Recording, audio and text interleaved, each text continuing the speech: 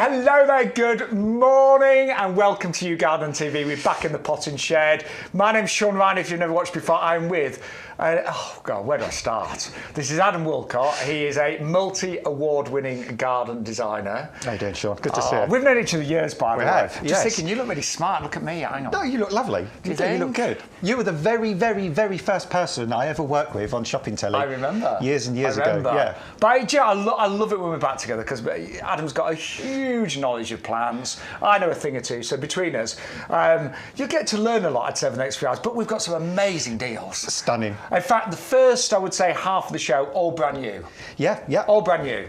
And just so much colour, so much interest, so much joy, really. And we've got bedding plants, we've got some great pots, we've got some great perennials, we've got buy one get one frees. In fact, I think we've got a buy one get two free. So some amazing offers, but we want you to save money. So the first thing I'm going to tell you is free postage when you spend over £40. And actually, at this time of year, Adam, it's so easy to spend over £40. I mean, you'll need compost. We've got compost on the show. We've got, I mean, so many great items that'll give you all-round colour. It's worth saving on your P&P. But if you can't spend £40, completely appreciate it. But the postage is capped at $6.99 an order. Now, there's also a really handy free gift, isn't there? There is, yeah. Really which is this super tough bag. This is a bag for life. Right, come on, Adam. So have you done the tub test? We did, yeah. We did. Go. Two grown men. Here we go, Adam. Okay. Look, white knuckles. Yeah. Look at that. That is tough. Yeah. They are so tough. And do you know what? Look, first of all, they're brilliant for growing things in. I mean, I've grown potatoes, fruit trees. You must have used these loads, haven't you, Adam? Joe, anything. You know, I'll tell you another really good thing these are good for, which I did when I moved from my old house, was temporarily lifting plants. You're so right. Plonking them in here, and then I could leave them in my new garden until I was ready to plant them. So temporary home for plants. But great for everyday use, like shopping, recycling, moving things around, storage. Great in the shed, the garage.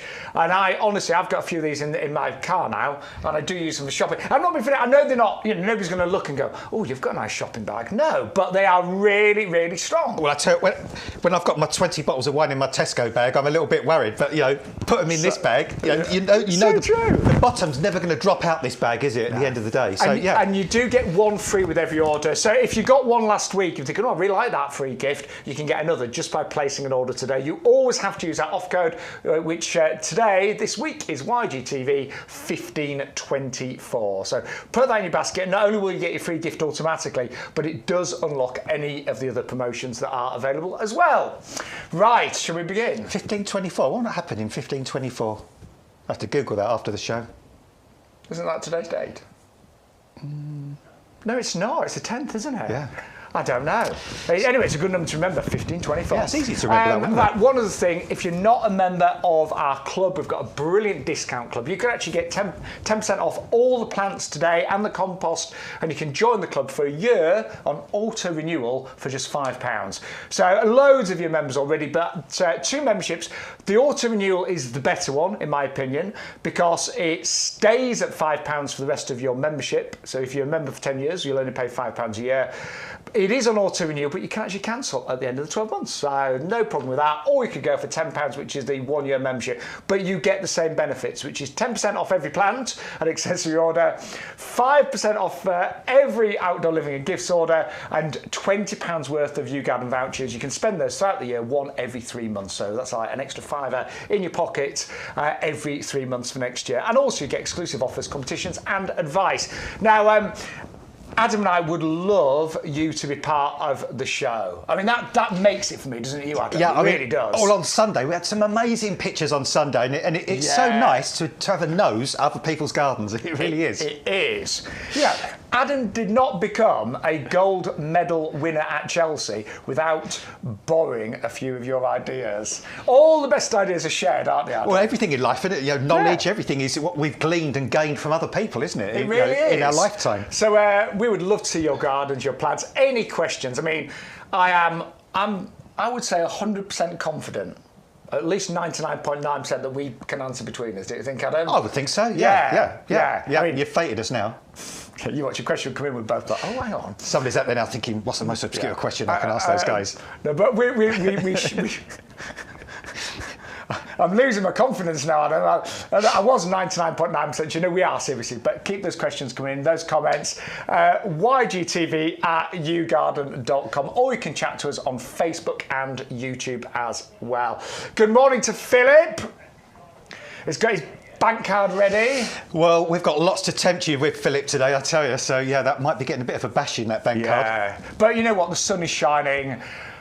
I'm having my first barbecue, touch wood, this Friday. There's lots of wood around here because it's 19 degrees on Friday in Rutland. Some places might even get to 21 on Friday. Yeah, so look, finally things are happening. The garden's waking up and the weather's getting better. Right, shall we begin then? Yeah, let's. I think we should start here, don't you? Yeah, we're hot to trot. I wasn't here at the weekend, but I know the Euphorbias went crazy, didn't they? Yeah, and it's not surprising, Sean, because sort of when Bex and I were on, we kind of realised just how fantastic these two look together. Yeah. I mean, they're both the same family of plants, but you know, the most amazing thing about Euphorbias is the incredible variation in foliage colour. I mean, there's so many varieties, aren't there? there? Yeah, I mean, some have got red foliage, some have got orange foliage. You know, this one's got this deep kind of Merlot-coloured foliage. And then, I mean, you know, this Merlot-coloured leaf against the sort of acid green of the other Euphorbia here. I mean, that is just amazing, isn't it? So we learned from your feedback actually over the weekend that a lot of you wanted to buy both, but we were selling 3 of the Merlot, 2 of the. Sorry, it says black pear there. It put me off. Black pearl. It's missing an L. So I was like, black pear, that's wrong. You wouldn't want a black pear, would you, to be honest? No, you wouldn't want a black pear. Black pearl, sorry, I think we ran out of characters. But we learned from you at home. A lot of you fed back and said, oh, we love both of them, but we don't need 5 because it was 3 of one, 2 of the other. So what we've done specially for today is giving you 1 of each. So, and that is a crazy price, just £12.98. And Adam, I've got Euphorbias in my garden. I'll be honest, a few of mine look a little bit, I don't want to say it, hopefully they're not listening, but a few of my Euphorbias look a bit dull compared to these. These are really quite special, aren't they? Yeah, these are, and even more so when you put the two together, because you know, when the Merlot flowers as well, it has these kind of yellowy orange flowers, and you know, you can just see, if I turn this one round, you can just see that little flower spike is starting to open. And sometimes those flowers on their own, you would not particularly notice or pick up, but when that flower bract is fully out and then it contrasts against that foliage, oh my goodness, it's insane. I mean, it is absolutely stunning. My other half ordered 3 of these on Sunday, so we've got 3 of these coming. Really? That's good. And the reason being, it's because in our front garden is really, really bone dry, our front garden.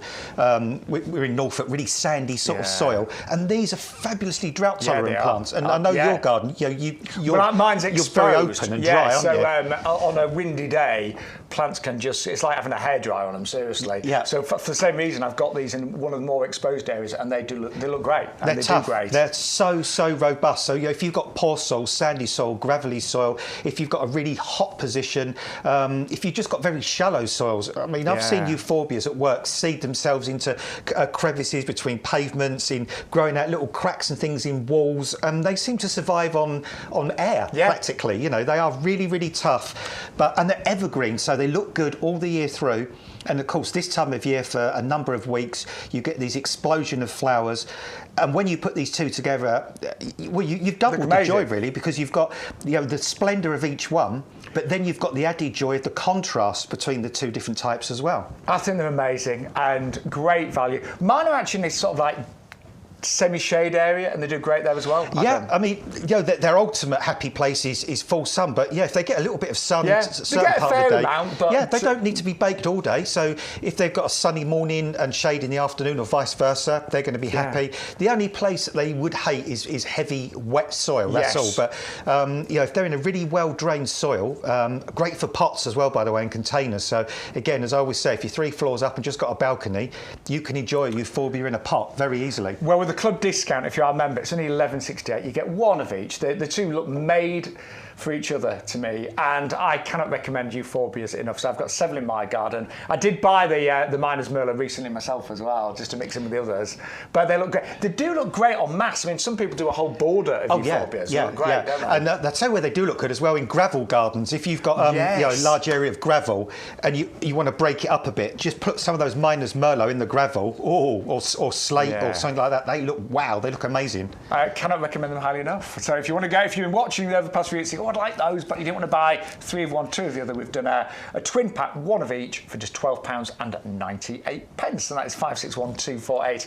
Right, we are going to move on to our geums next.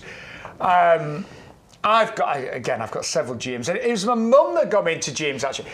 Do you know one thing I noticed with her geums, which really I fell in love with, was just how long they flowered for. Yeah. They're really hard working, aren't they? They do, yeah. They're kind of like they're sort of, I think they're members of the sort of Buttercup family and the Avens family. And geums, whenever I've done the Chelsea Flower Show, geums are always so popular. They're such an easy perennial to grow. We were talking about the euphorbia, really good for full sun. The geums are good for shady, cooler, damper areas as well, although they will do well in sun. But I mean, look how fabulously delicate and beautiful. I mean, how stunning is that little flower? That is so gorgeous and perfect, isn't it? Not all geums are quite as delightful as this one, are they? No. I mean, I like what I like about this, Shaun. You've got sort of that double flower there. Yeah. And even with that flower, you've got sort of different colour within the flower itself. I mean, it's an absolute stunning plant. And what they do, over the years, they gradually sort of form a larger clump. And then when they're really happy, they can have 10, 15 stems of flower come up. And they will flower for week after week after week. And again, I've found, through my experience over the years, if you deadhead them, every so often they keep throwing up more sort of flower stems. So, if you've got an area that's a bit shaded, a bit cool, a bit damp, where, things struggle because it is shady, geums would love that because they like that sort of damp, cool kind of condition. But then I can also think of a garden that I go to where they're in full sun, but it's quite moist soil. So that is the key with geums, isn't it? Keep them moist. But again, fabulous for rockeries. Great for the front of the border, great for early spring colour, going through into late spring, summer. Bone hardy, once these are planted, they live for years and years and years. And there's almost sort of no maintenance with these, really. You just cut the dead heads off. In the autumn, the leaves sort of kind of die down a bit, and they don't sort of completely disappear in the winter. So they just go a bit I'm just going to say, they just don't... We're the same. We go a bit in the winter. We're not happy in the winter. But you're right, you still see them there, but they just don't look as fabulous. No, and they're just kind of sleeping. And then in the spring, what you could do, if you could just trim off the leaves that have been a bit damaged through the winter, but very, very quickly you get gorgeous fresh foliage come through, and you get all these flower spikes. And there's just something so dainty and pretty and interesting about them. And they are a very, very popular plant, very easy plant. Well, you get 3 of those, and they are called Flames of Passion. They're normally £9.99 each. So the best part of £30, you get all 3. And you will get, I mean, they're already in bud now, but you will get a lot of flowers this year. And they're relatively quick growing, not like mega quick, but they're pretty fast, aren't they? Yeah, they're good for right at the front of the border. So don't put them mid or back, because they only get to sort of about 9-10 inches tall. Right at the front of the border is great. But again, they look fantastic in pots. In fact, we've got 3 of those lovely little square planters. The little what are they, Stu? These ones right next to me. These ones here. Torinos. Torinos, yeah. They would look fantastic. 3 of those in 3 of these would look amazing. And you're right, because of the colour of the Flames of Passion. In fact, just to show you, I think that really works, doesn't it? Yeah, that would look really good. Yeah, and the planters, by the way, we are doing a buy one get 2 free. So put one in your basket, use the code YGTV1524, look at that, and you will get 2 absolutely free. But that would really work. All of that lovely green foliage and those really fabulous kind of peach orange flowers with the bronze colour, that copper colour, I should say, on the Torino planters. And they're lovely there. You put one of those in the middle of each one of those, and then just sort of mulch around with a little bit of slate or a bit of gravel or something. That'd look fab, wouldn't it? Yeah, and you can just sit them as little accent points in the garden, and they'll just, or on a patio table or somewhere on top of a wall, and they just flower their socks off for months. And while you're watching, just absorb all of these ideas from Adam, because how many gold awards have you won at Chelsea? 4 Chelsea gold medals. Yeah. Yeah, a bit of Adam's good in your garden, I promise you. Yeah. I just won silvers and silver gills, so you and your partner John. So no bronzes so far, but we're not aiming for bronze. No. Right. Big audience today, so it's just great to be back in the potting shed with Adam. Often Bex is here, I'm here, Adam's here. We've got a great team, but a wealth of knowledge between us. But this is one of the most knowledgeable gardeners and one of the most talented that I personally know. But at the end of the day, though, what we all share is passion. Bex is passionate, you're passionate. And absolutely. That's what I always say. To be a good gardener, all you need is passion. It's as simple as that. If you're passionate about plants, you'll be a good gardener. Yeah, I know I said something naughty there, but I'm going to move on. Right, Busy Lizzies are coming up next. Adam, I have to say, Busy Lizzies are one of my favourite bedding plants. They're good fillers, aren't they? They are. And what amazes me, me and Mother Half own a pub, and you've eaten, haven't you? Yeah, lovely, beautiful pub. And one side is sunny, and one side is really quite shaded. With my Busy Lizzies, I can put them in both sides and they still do great. Yeah, they are fantastic bedding plants. And the great thing about these is these are absolutely fabulous little plug plants. Now, I am growing this exact same variety myself from seed. And, oh, goodness me, I've given myself a challenge there. Yeah, I mean, I bought a big pack of seeds and probably only about 45-50% of them have germinated. And then I had to get a little heated propagator. Can I just say, by the way, they were not from YouGarden? No, they weren't. No.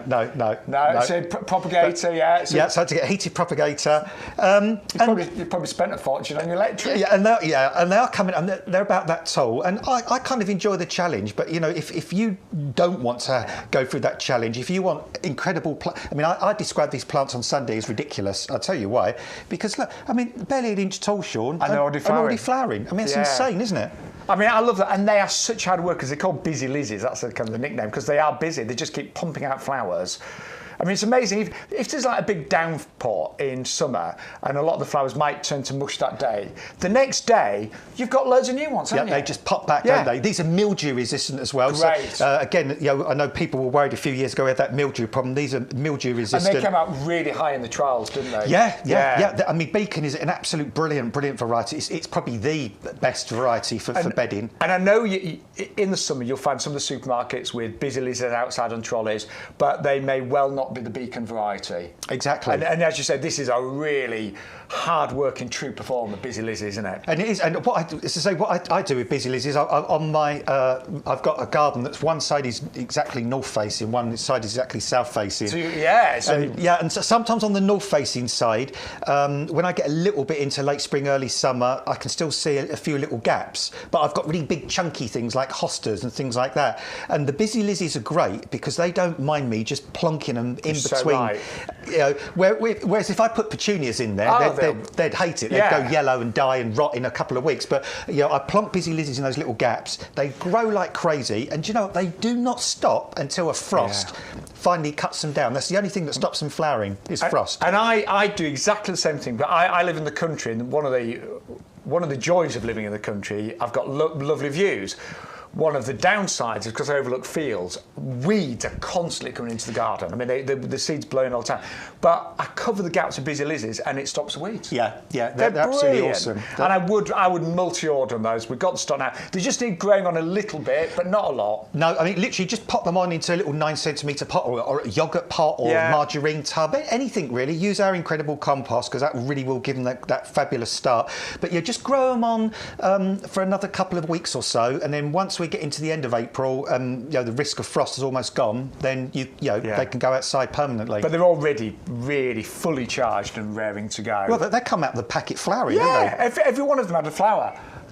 Look. Yeah, and they are all labelled. We've seen these in the nursery and they are going absolutely crazy. They're brilliant, highly recommended. They are the best looking plugs, I would say, right now in the nursery, or the most colourful, because these are the first to come into flower, and they will flower all summer long. And if you wanted to, you could even take them indoors during the winter. Yeah. And they'll keep going. As a you child, can grow them as houseplants. The Busy Lizzie. Do you remember the pink ones? Yeah. There was all the pink ones, weren't they? Yeah. They were, honestly, they were like a really favourite houseplant when we were young.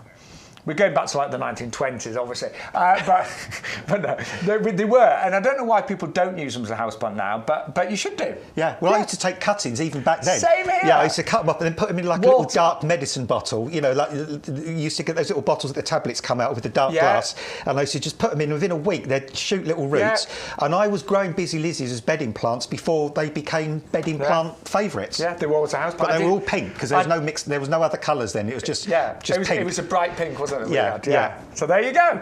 Right, going to move on to something that my nan had. I know my nan was a great gardener, and I learned a lot from her. But we've got Dianthus now, and I mean, she didn't have this exact variety, but I remember just walking down her pathway to a little bungalow and Dianthus all the way down, and every year they just came back and back and back. Yeah, they are stunning. Yeah, I mean, these Dianthus or pinks is their common name. My mum called them pinks. Yeah, I think it's lovely pinks. Yeah. For me, it conjures up a bit. Well, same as you, Shaun. It conjures up memories of my childhood and sort of grandparents and the fragrance. That's what I love about pinks. I mean, each different variety has its kind of own unique fragrance, but they're all very spicy kind of fragrances, like sort of cloves and cinnamons and just gorgeous. Adam, I don't remember as a child having so many different varieties and colours. Do you? Well, funny enough, at the weekend we had a variety called Dianthus doris, and that's been around for about 70 years. And that was a pink one. Yeah, that was a popular one. Yeah, and that was the one almost everybody grew. But of course now, there's so many different varieties that have now been bred. So we can bring this collection of 6 different Dianthus, slightly different colours, slightly different sort of flower texture, but they all have the same habits, that they're nice sort of ground hugging, they're hardy, and again, like the euphorbias, if you've got somewhere that's super dry, really exposed, windy, got poor soil or chalky soil, they're great for chalky soils.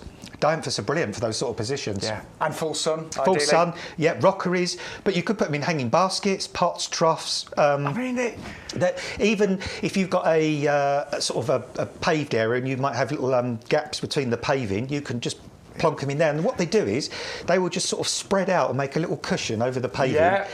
And they flower all the way through the summer, and then again in the winter they kind of just sit there in the winter. They look a little bit bedraggled by the end of the winter, but all of a sudden when the weather warms up, new leaves pop through, and then suddenly you see all the little buds come up, and bang, you get this. See, I love my summer bedding, but you've got to buy it every year. Get yourself some Dianthus, and you've got them there for years and years and years. And I remember my nan she'd always dig up a few clumps and divide them every year and give them away as well. Yeah, you can do that. And also you can take cuttings off of them very, very easily as well. I mean, sometimes I suggest pinching them out. These have already been pinched out, and these are already sort of multi-stemmed, which is good. Yeah, so that's when the middle's just been literally taken out, and that will just increase the amount of side shoots and more flowers, that's basically. It, yeah. But these are, you can see that's really been done to those, healthy. Shaun. Yeah, really healthy. Knockout plants, they are absolutely knockout. Look at them, stunning. So I cannot recommend those highly enough. I've got a really nice sunny border in my garden, and that's full of Dianthus, and they just do so well. And you're right, such a little amount of attention. Yeah, I bet you never have to water them, do you? They're just even in the driest weather, they just seem to sit. In fact, the hotter and drier it is, once they're established, the more they like it.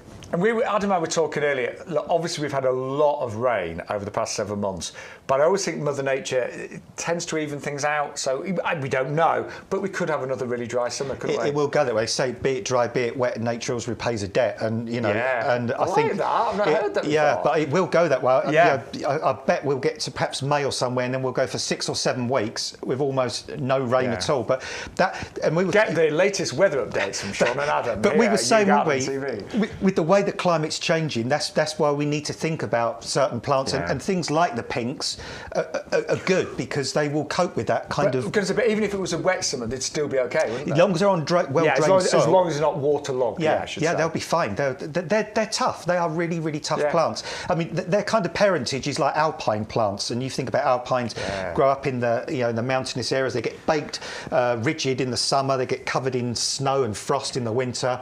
So these are tough, reliable, easy, evergreen, gorgeously scented, really, really pretty plants. And don't forget, postage is per order, so it's £6.99 per order, but if your order goes to over £40, you will get free delivery. So do bear that in mind. Free delivery on all orders over £40. They're already proven popular, and I'm not surprised at all. 580, 687. Right, I only first saw this geranium called Geranium Stormcloud about a couple of weeks ago. I saw it on the nursery, and then we had it on the show recently. But you may have well missed out on this one. We have got it back today, and it's called Stormcloud. It's a perennial geranium, $17.97 for 3 if you're a club member.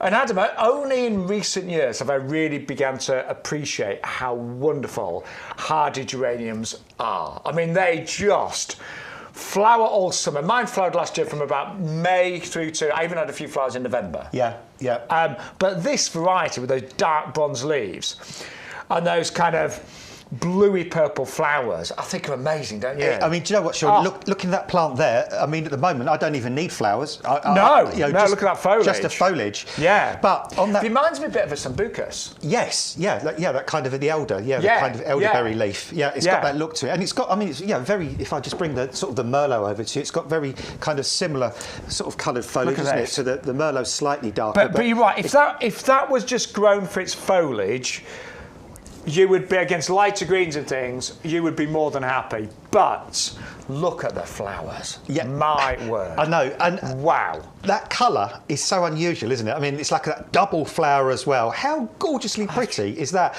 And like the Euphoria, when you get flowers that are so contrasted by the foliage, that again, that's what really sets those flowers off. And like you said a moment ago, Shaun, geraniums again are those sorts of plants that the way the climate is going now as well, they will always be around because they can cope with, if it's a really wet winter, they'll cope. If it's a really cold winter, they'll cope. If it's a hot or wet summer, they'll cope. They just come back year after year after year. They're so undemanding. Once you planted them and they're established, that's it. You just let them do their thing. And Adam, I know you're supposed to deadhead, but I'll be honest, I was a bit lapsed last year with my hardy geraniums, but they still kept flowering. Do you know what? With those particular types, I don't really think you do need to deadhead them. Sure, you can if you've got the time. And at the end of the year, I wouldn't even bother trimming them back. I would just leave them through the winter, and then come next spring, have a look at them, just trim off the bits that are a little bit sad and a bit sort of manky looking, and then just let them come back and do their thing all over again. I like that word, manky. Bit manky looking. But yeah, I mean, it just describes what they look no, like. I knew exactly what you meant. I really did. I missed out on these last time, so we do have stock available right now, all 3 of them. And a lot of us buy annual geraniums, and you put them in. They're expensive as well. They are. And then the frost comes and they die. But these are fully winter hardy. Look at that. Look at the size of them. These are flower stems as well, Shaun. You can tell, look. These are flowers now. Yeah. So they've already got flower stems coming. So you're pretty much guaranteed you will get flowers on these this year. The first year in, you're going to get flowers on these when with the nice stems there. And height-wise, about what, 60 centimetres? I'd say? Yeah, not particularly tall. No, maybe a bit less actually. Probably 18 inches, 12, 8. Yeah, I mean that's with the flowers. The actual foliage is never much taller than you see here, about sort of 6, 7 inches tall. And they kind of fill in gaps. So they do sort of. I don't want to use the word sprawl, but they sort of meander a little bit. Yeah, they kind of just tumble, and they've got kind of a nice kind of loose habit. They've got a gentle look to it. They are amazing, and we've had many hardy geraniums. I mean, I've got mostly Roseanne in my garden. That's crazy, that Roseanne. I love it. I use that one a lot as well. Yeah. And that have you used this one at YouGarden? We've used this a couple of times. This one, the Stormcloud, and we've planted all sorts of different geraniums. We did a garden in Swaffham recently, and we planted lots of what they call cranesbill geraniums, which are the lovely little kind of miniature alpine-y ones. But the thing about geraniums is they are just so reliable and tough and robust. So sun or part shade? Sun is ideal, but part shade is fine. And again, great for pots, containers, tubs. And relatively drought tolerant when established. That's the great thing about geraniums. Geraniums are super once established, remarkably drought tolerant. Elaine, good morning, Elaine. Elaine bought this last year and she said it is romping away right now. Send us a pic if you've got a pic. That'd Elaine be great. always sends pics in. Yeah, I'd love to. I'm going to buy those. I missed out on them the other week. I'm buying them today, 100%. Your garden, I know they love, Shaun, because you've got such a lovely open sky garden, and so much sun, and they're well drained. So that's the sort of position they're going to like. I know exactly where they're going to go. I mean, in a really, really windy position, you could just support them a little bit. And all I would do, if you want to grow, but you've got in a really windy position, what I would do this time of year, I would just get some little bits of twig, really, and just push twiggy bits in around them. Just bits of twig off an old shrub or that's fallen down on the ground. Push that in around it, and then the geranium will just grow through and into it. You won't see it, and then it'll just support the plant. Brilliant. It'll just do its thing. Well, I think they're going to fly today. They are down from nearly £30 to $19.97. You get all three. You're going to get big displays in the very first year because these are not bare roots. These are plants in pots, raring to go. 560, 986. Now, don't forget, if you're looking for some nice little pots today as well, we have got a buy one, get two free with our Torino copper planters. These are lovely. And what I like, I mean, they're not our biggest planters, but they're a really nice size to put. I mean, even that geranium would go great in there. Although, I don't know, would the foliage be lost against the... Yeah, possibly. I think, I mean, although what you could do, you could have put the geranium in and then mulch it with some white gravel. Yes, so you've got that contrast. You could do that if you wanted to. Bit of drama there, kind of. Another Chelsea ward on its way. I don't know. But no, you're right. I get that. That would work, wouldn't it? Yeah. But you do get a buy one, get two free, only £3.09. And I love having smaller pots because it just means if plants do go over, not looking the best, it's so easy to change them. It is easy to change, and the thing is with a small pot as well, you don't need to spend a fortune on a big plant to fill it. So you can even take cuttings off of things you want to, and just sort of transplant them into that. And at the weekend, I like the idea that Bex mentioned as well about if, for instance, you had 6 of these, you can do that great thing where you can have them down either side of a set of steps because they're just the right size, aren't they, to sort of tuck in the corner of steps. And then in the summertime we could have, actually we've got some fantastic lobelias coming up that would look great. The trailing ones. Trailing down. We've got some gorgeous Picotee petunias that would, the petunias would look brilliant in here with the colour contrast. We'll do that as well later. They'd look great, wouldn't they? They would, Right, just quickly, because I know we've got a big audience today. So, to get all the promotions, and I know you regulars, I bet you'll be shouting at the TV now, we know, we use the offer code YGTV1524, but that unlocks all the promotions. It will also give you your free gift. We sell these for $4.99. They are our brilliant grow bags, great for growing. I've grown mini fruit trees in here.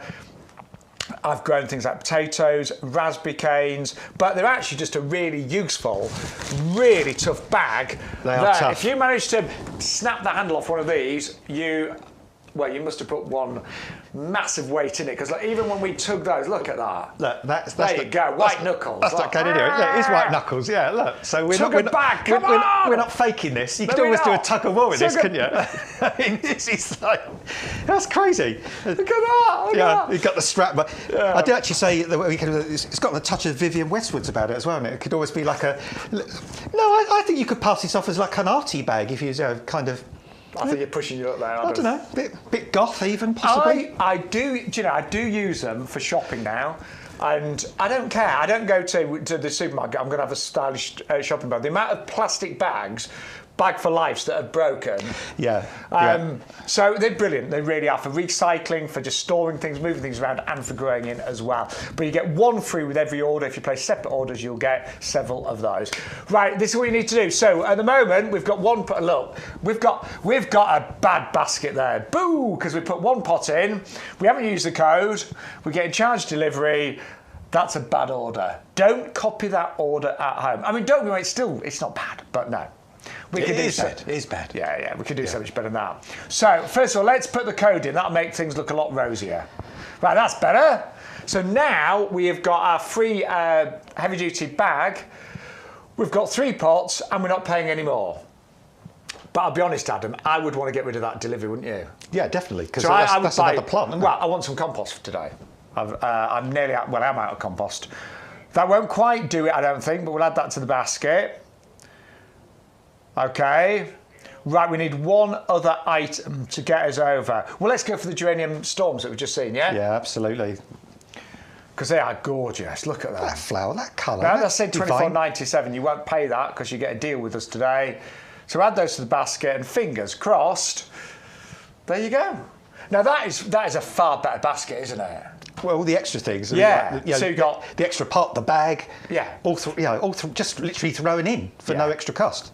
So there are many ways when you watch the show to save extra money, and we'll try and point them out. And if you did want to, now this is interesting, if you wanted to save another £4.90 there, it said join the club and the club's a £5, so you might as well join the club with that basket. But if you want to check out everything on the show, go to YouGarden.com. There we are, right at the top. There's a live show. Hey, we're looking good today, Adam. We try, but we don't care anymore. We've got to that age now. We're just shameless now. No, we do like to look good still. To be honest. Well, occasionally. But we were just saying, one thing you love about garden, when you're out in the garden, you don't care, do you? No, well, as I say, I go to the post box now in my slippers and shorts. 25 years ago, I'd have had to done my hair for 10 minutes before I go to the post box. Not now. So now there's no hair to do now, so it's easy. Still got a bit. Right, if you do want the compass, by the way, there's Sophinia Burgundy Yellow Piquete coming up. They are absolutely amazing, and I mean that. But if you want the compost, it's our best-selling product here at the nursery at YouGarden. It's what we grow all of our bare roots in. And even if you just need compost today, you think, oh, I just need some compost. That's got free postage, club price is $22.48, and you will get your free heavy-duty bag as well. And if you're thinking, I need 2 lots of compost, do it separately, and you get 2 free gifts. We don't care. I know a lot of people wouldn't tell you that, but we do, because we want you. You're very loyal, a lot of you lovely gardeners out there, and we want you to get the best deals, don't we, Adam? We're honest as well. But the thing is, if you get a best deal, you're going to keep coming back for a best deal, aren't you? At the end of the day, because it's really annoying sometimes when there's offers out there and you buy something, and then somebody else says, "Well, I got that." It's like, well, they didn't tell me. Didn't tell me. And it's you like when feel really annoyed. Have you ever been on a cruise holiday and you make friends with people and say, "Oh, we got a really good deal," and like, "Oh, right, yeah, we did too." And they go, "Yeah, we got the cabin all inclusive for £700. We booked it last week," and you're like, "Hang on, I paid £2 grand. What do you mean?" Yeah. So that ruins your holiday, doesn't it? It does, yeah. Let's have another drink now. We always. I think it's fair to say on the shows you always get the best deals, you really do. So thank you for watching this morning. But we've got loads coming up, haven't we, Adam? Oh, we've got some amazing stuff today. And another thing I absolutely love, Shaun, as well, is when we talk about any of our hardy plants as well, that lifetime guarantee, which is amazing. Yes. So, if you're new to gardening and you're a little bit kind of thinking, oh yeah, I don't really want to spend that because I might kill it, it might not survive. Well, if you look after it and do the best, but then it doesn't survive. There you go. Yeah, we will anything that we class as fully winter hardy. So on our website, if you're looking at a product and it's got like the snowflake in the blue, that means it's fully winter hardy. And if it's got that symbol, it means that we would replace it free of charge if it died, basically. And all you pay is the postage. So do bear in mind, all of our winter hardy plants, as Adam says, do come with our lifetime guarantee. Right, can we go to the lilac? Well, yeah, because that's the smell here. Well, Stu just said in our ear, we can choose. I think our noses have chosen, haven't they?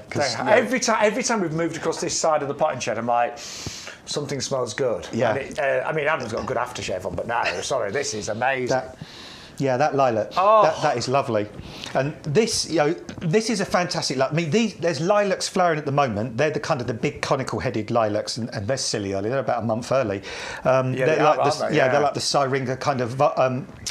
Syringa vulgaris types. This is a microphylla type, or what they call Korean lilac, and it's got more open kind of flower heads on it, and it's got the most stunning fragrance. But unlike the kind of traditional lilacs, it doesn't just flower for a couple of weeks and then that's it. There's just leaves all summer. This keeps flowering all the year through. You get a big flush of flowers now. Then throughout the summer, it just pops little flowers off here and there, which looks great. And then towards the autumn, it comes back again, gives another big show before the autumn. It has lovely yellow. Which is why it's called boomerang, because it keeps coming back. Comes back. Yeah. Yes. Bloomerang, I should say. Yeah. That's clever, isn't it? Yeah.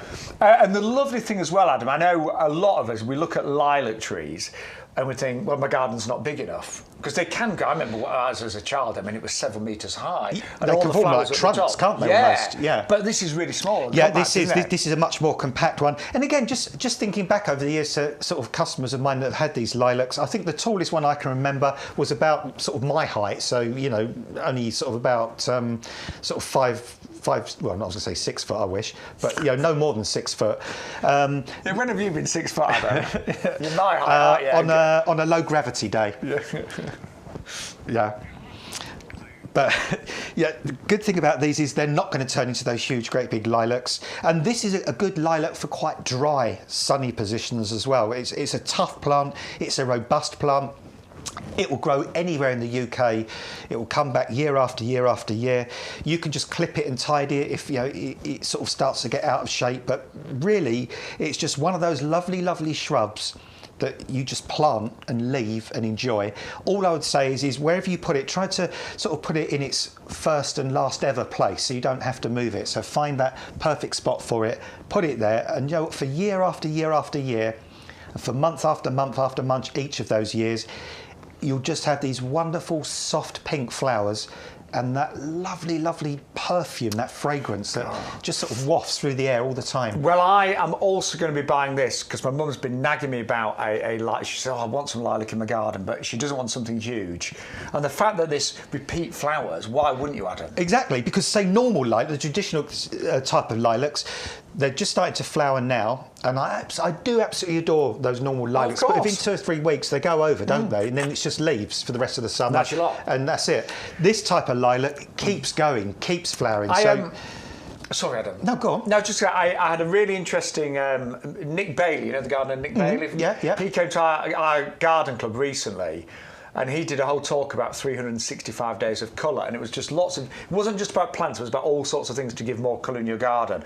And every single person, there's about 140 people there, we all came away feeling exhilarated because who doesn't want more colour for longer in their garden? Yeah, and especially the way our winters are going. Yeah. Our winters now tend to be a lot greyer and wetter and darker, don't they? We don't have those American kind of blue sky, cold, crisp winters, do we? So our light levels are very low. So to have something that can lift your mood all through the year is fantastic. Right, 2 of these. Again, I think these are going to fly today. The shows are getting busier and busier. One for $14.99, and they're going to all arrive. We've seen these on nursery in bud, about to come into flower, or for an extra £5, you can go for 2. Great in pots, I presume, Adam. Yeah, as well. Fantastic for pots. And I'm just looking on the screen there. So discount club price £13.49. Sean, I can see some garden centres charging you $9.99, $10.99, $12.99 each for these. Absolutely, without any problem at all. And they may be nowhere near the condition that ours are. And I bet these have got some, because we love doing the root thing, don't we? So let's get this. Hey, that is that is crazy. I mean, look at that. That's just mad. So look at that. By the way, we did give this a good water just before the show. I lovely Craig did. But when you see a plant with a root system like that, and just a quick tip as well that we always show when you've got a pot with the roots like this, just tease those roots out a little bit before you plant it. So just a little squeeze and a tease just to get those roots a little loosened and that up. stops them like just going round and round the ground, because otherwise they'll just keep going round and round. If you sort of tease them out a bit, they'll grow out sideways and the plant will get established much more quickly. Honestly, I think they're going to go today and be really busy. 2 of those for $19.99. Oh, I love that, Sean. Well, club members, we 10% off. It's 2 for about £18, isn't it? £9 each. Amazing. Yeah, and these are not sort of 3 or 4 inch kind of just silly. No. These are already at the point. So that's a bit high. No. But these are always at the point.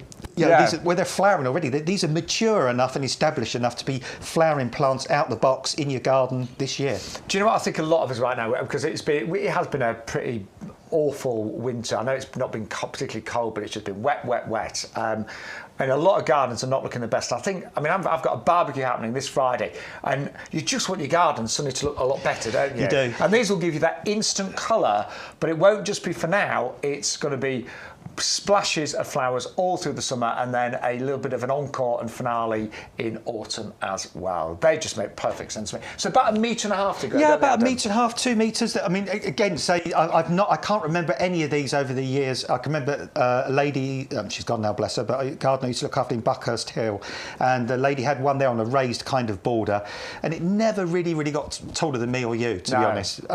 So never taller than 8 foot. No. Or 5'10". And what they tend to do as they grow as well is they spread out sideways a little bit. They kind of send up little extra shoots. Right, we better move on. We've got so many new plants to share with you today. Don't forget, do messages. We'd love to hear from you. You can email, you can message.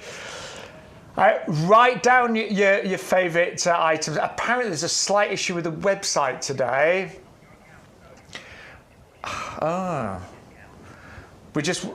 We're working on it right now. If you can check in as a guest, but I know a lot of you are club members, so apologies. Make a list, or you can order on the phones. I bet you've not done that for a while. Yeah, have a go. Have a go on the phones. We've had a few phone orders come in. Yeah, have a chat this morning. We've got some lovely people to take your calls. It's nice to actually It phone, is. isn't it? And Go on. Interact with somebody. If you've had a problem with the website, apologies. It very rarely happens here at YouGarden, but get on the phones. There's the number, 0844 502 0050. You've still got all the discounts, promotions. Just tell them you've got the offer code YGTV1524, and you can get your orders placed on the phones. Or you can check in as a guest, but I know most of you are club members, so that's not going to probably help you. So sorry. But we are working on that right now. It will be fixed, I'm sure, very shortly. That's the first. I've never known the website not to be working, have you? No, I'm glad they're not asking us to fix it, because we wouldn't have a clue, would we? No. So, plants are fine. Stu'd be all right, but he's actually directing the show. He could do that. That's our head of technical. He could do that. Yeah, it'd be like a doddle for him. Right, we better. So just make a list at the moment. We'll tell you when you can place your orders online, but you can call straight away as well. Right, let's move on. Now, This is called April Sun. I like the idea of April Sun, don't you? Oh, yeah. Got some coming this weekend. That would apparently. be nice. Yeah. So I don't know this one. Adam, I'll be honest, it's not one that I know. It's Halimium, and it's a cross between, I think, Cistus and Halmiocistus. So it's like a sort of a bigeneric hybrid kind of a plant. I like the look of it. Yeah. Yeah. It is a brilliant plant for a really hot, sunny, well-drained position. That's where it really thrives. Think of kind of Mediterranean kind of type climate where plants survive there. This is that kind of plant. It does look like it would love to be baked in the sun, actually. It does. Yeah. But the great thing about it flowers week after week after week after week. That's the great thing about it. It's got the foliage. Foliage looks like rosemary. It's got that rosemary kind of looking foliage on it. And then you can see here it's already in flower, and there's countless buds on there, Shaun. And those buds will keep going, keep going, keep going. I mean, it's covered, Adam, isn't it? Yeah, I mean, it's absolutely amazing. Smothered. It doesn't get much taller than this. It's quite a compact sort of plant. Does it spread the sideways? Yeah, it kind of has a goblet kind of shape to it eventually. Nice. So it's if you imagine how lavender grows, this kind of grows in that same kind of fashion as lavender. Adam.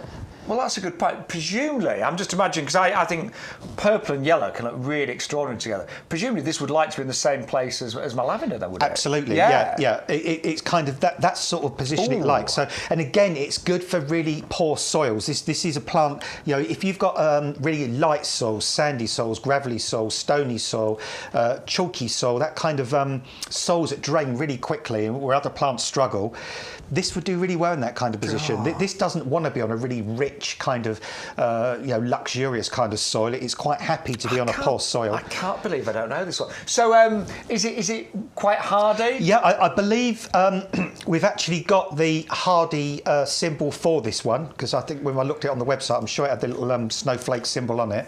But what you need to do is to say, to keep its happiest, plant it in the most sheltered, sunny part of the garden, south-facing, west-facing. And if you can plant it up against the wall of a house or at the base of your conservatory or somewhere like that, or a really hot, sunny corner, great for pots. This is a fantastic I plant. love it there. Look at that. Yeah, I mean, and it'll be happy in a good-sized pot for many, many years. And it's a really big plant that you're getting in a 2-litre pot. Elaine knows this one. So it's weird. I mean, I looked at it and I was familiar with it, but I didn't know the name. I've never grown this one. It almost looks a little bit like the rock roses as well that people grow. Does. Yeah, which start to flower about now, and you see those on sort of rockeries, the helianthemums, and it's got that sort of rock rose kind of flower, and the flowers only last about a day.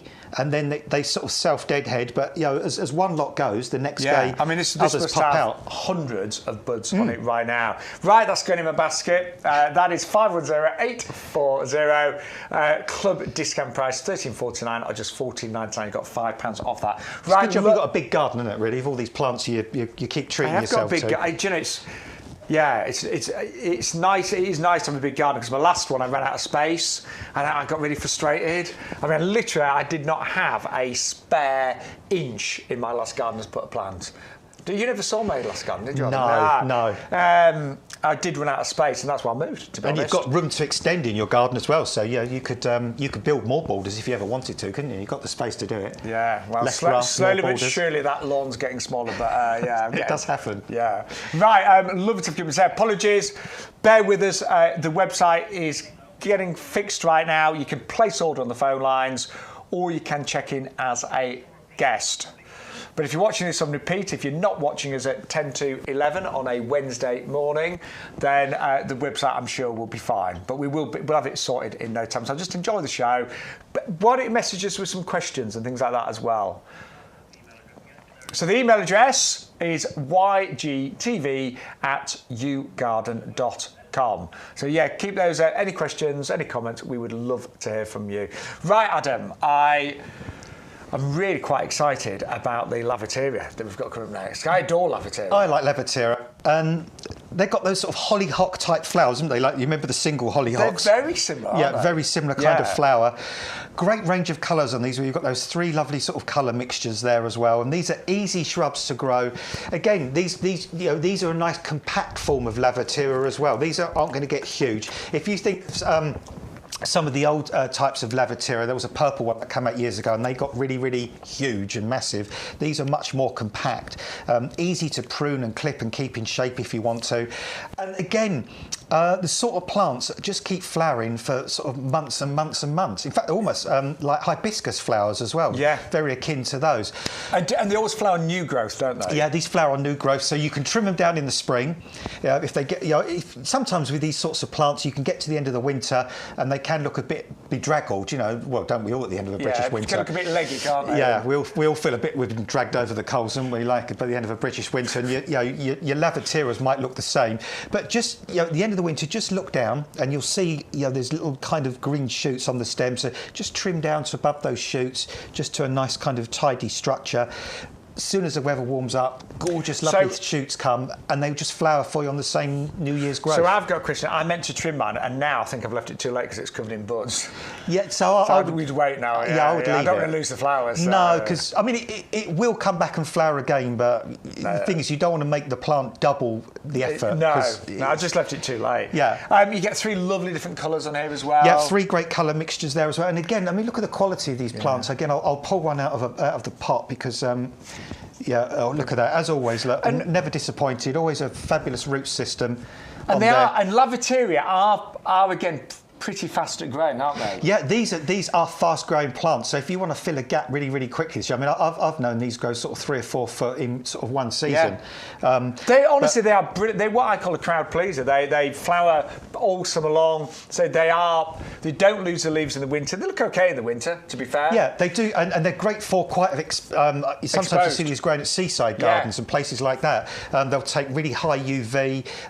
They'll take drought. They're very drought tolerant. And again, like some of the things we brought you today, they will grow on quite poor soil. So if you've got a garden that's got thin soil or stony soil, or I'm off to Cumbria in a few weeks' time, and they have beautiful gardens up there, but boy, oh boy, the soil up there is so stony sometimes, and every time you go to put a fork in the ground, you hit a rock or a stone or a bit of flint. If you've got that sort of soil, these would love it. Lavateria would be fine. I've calling on my work experience, again, I've seen Lavaterias sow themselves into nooks and crannies, in paving, in gravel, and they're brilliant. Yeah, they're really easy to grow. Stunning flowers, easy to keep pruned or shaped, great for pots, great for poor soils, great for sunny, windy, exposed positions. Just gorgeous. And I don't know what you mean about easy when it comes to pruning, because the stems never get too thick and tough, do they? No, they've got quite soft, pithy, kind of pithy kind of stems. But what I would tend to do with these at the very end of the summer, I would just trim them down a little bit, just so they don't get caught by the wind. Then just let them sit quietly through the winter, and then almost like you would with a rose or a buddleia, at the end of the winter, just trim down to where you see some little green buds. Just wait. and they'll come back and do their magic all over again. Right, brilliant value, $17.97. You get all 3 of those, and that works out as club members £6 each. And they will flower lots this year, we should say. Oh yeah, these you'd be amazed how quickly these grow. Yeah, you can already see by the buds on these. These are already aiming to produce flower shoots now. In fact, so yeah, you will get flowers on these this year. You've made me think I need some more Laviteria now, Adam. I might get some of these myself actually, because I do adore these. Yeah, there's always room. 511527 is your item number. And so do bear with us. We are looking at the website. It will be fixed before you know it, but you can call on the phone lines as well. Have a nice little chat with one of our very, very friendly, helpful advisors. Well, they are friendly. They'd love to talk to you. Right, Deutzia is next. Raspberry Sunday. Yeah, this is one of my favourite Deutzias. This one, it's just absolutely cracking. It's a knockout plant, and when you think of Deutzias, sometimes people get Deutzias confused with Philadelphus. Philadelphus tends to be a lot bigger, but Deutzias can get really big as well. They can be quite, sometimes a couple of 2 or 3 metres tall, quite a sprawling kind of shrub, and a sort of shrub that doesn't really share space very well with other plants. This one is complete opposite. This is super compact. This is kind of sort of 2 or 3 sort of feet tall, nice and slow growing. It's got a lovely, tidy, neat kind of growth habit to it, and it's just a divine plant when it flowers, because you can see the kind of the buds coming on there, and then they explode into this sort of... It's gorgeous. Yeah, look at that. I mean, it's wonderful. It's just wonderful, isn't it? I mean, yeah. Like somebody's sort of brushed the tips of the petals with paint, and then when you get that en masse kind of flowering, and that will look like that for a good 3 or 4 weeks. They flower for a long, long time, Deutzias, and then occasionally you might get the odd little flower pop out a little later in the season. I've seen Deutzias do that in people's gardens, but as I say, there's one garden I can think of. Oh my goodness me, this Deutzia gets about 8, 10, 12 feet tall. Wow. It's a monster of a thing. But this one doesn't. This one doesn't. No. You can even grow this in a pot and have it on a balcony outside your patio doors. It's bone hardy, so this is never going to be killed by the frost. It will come up year after year after year. What's our position, Adam? It's not that fussed, to be honest. Semi-shade, full sun, dappled shade. It's really, really amenable, this plant, to a lot of different positions. It's just very undemanding. Deutzias almost grow pretty much anywhere. I've seen them grow on really poor soils, heavy soils. I've seen them grow on quite dry soils once they're established.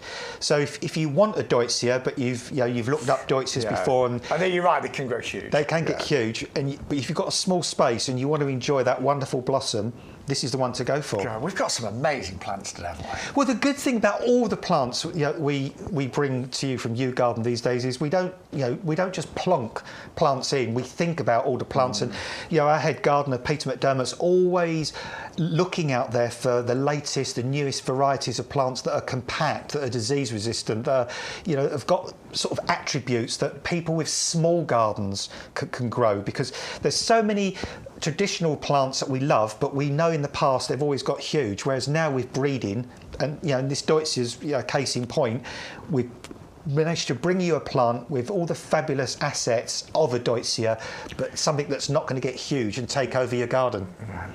Do you know, I went to a talk all about plant breeding, and the opening question is, why are plants bred? Why? Why?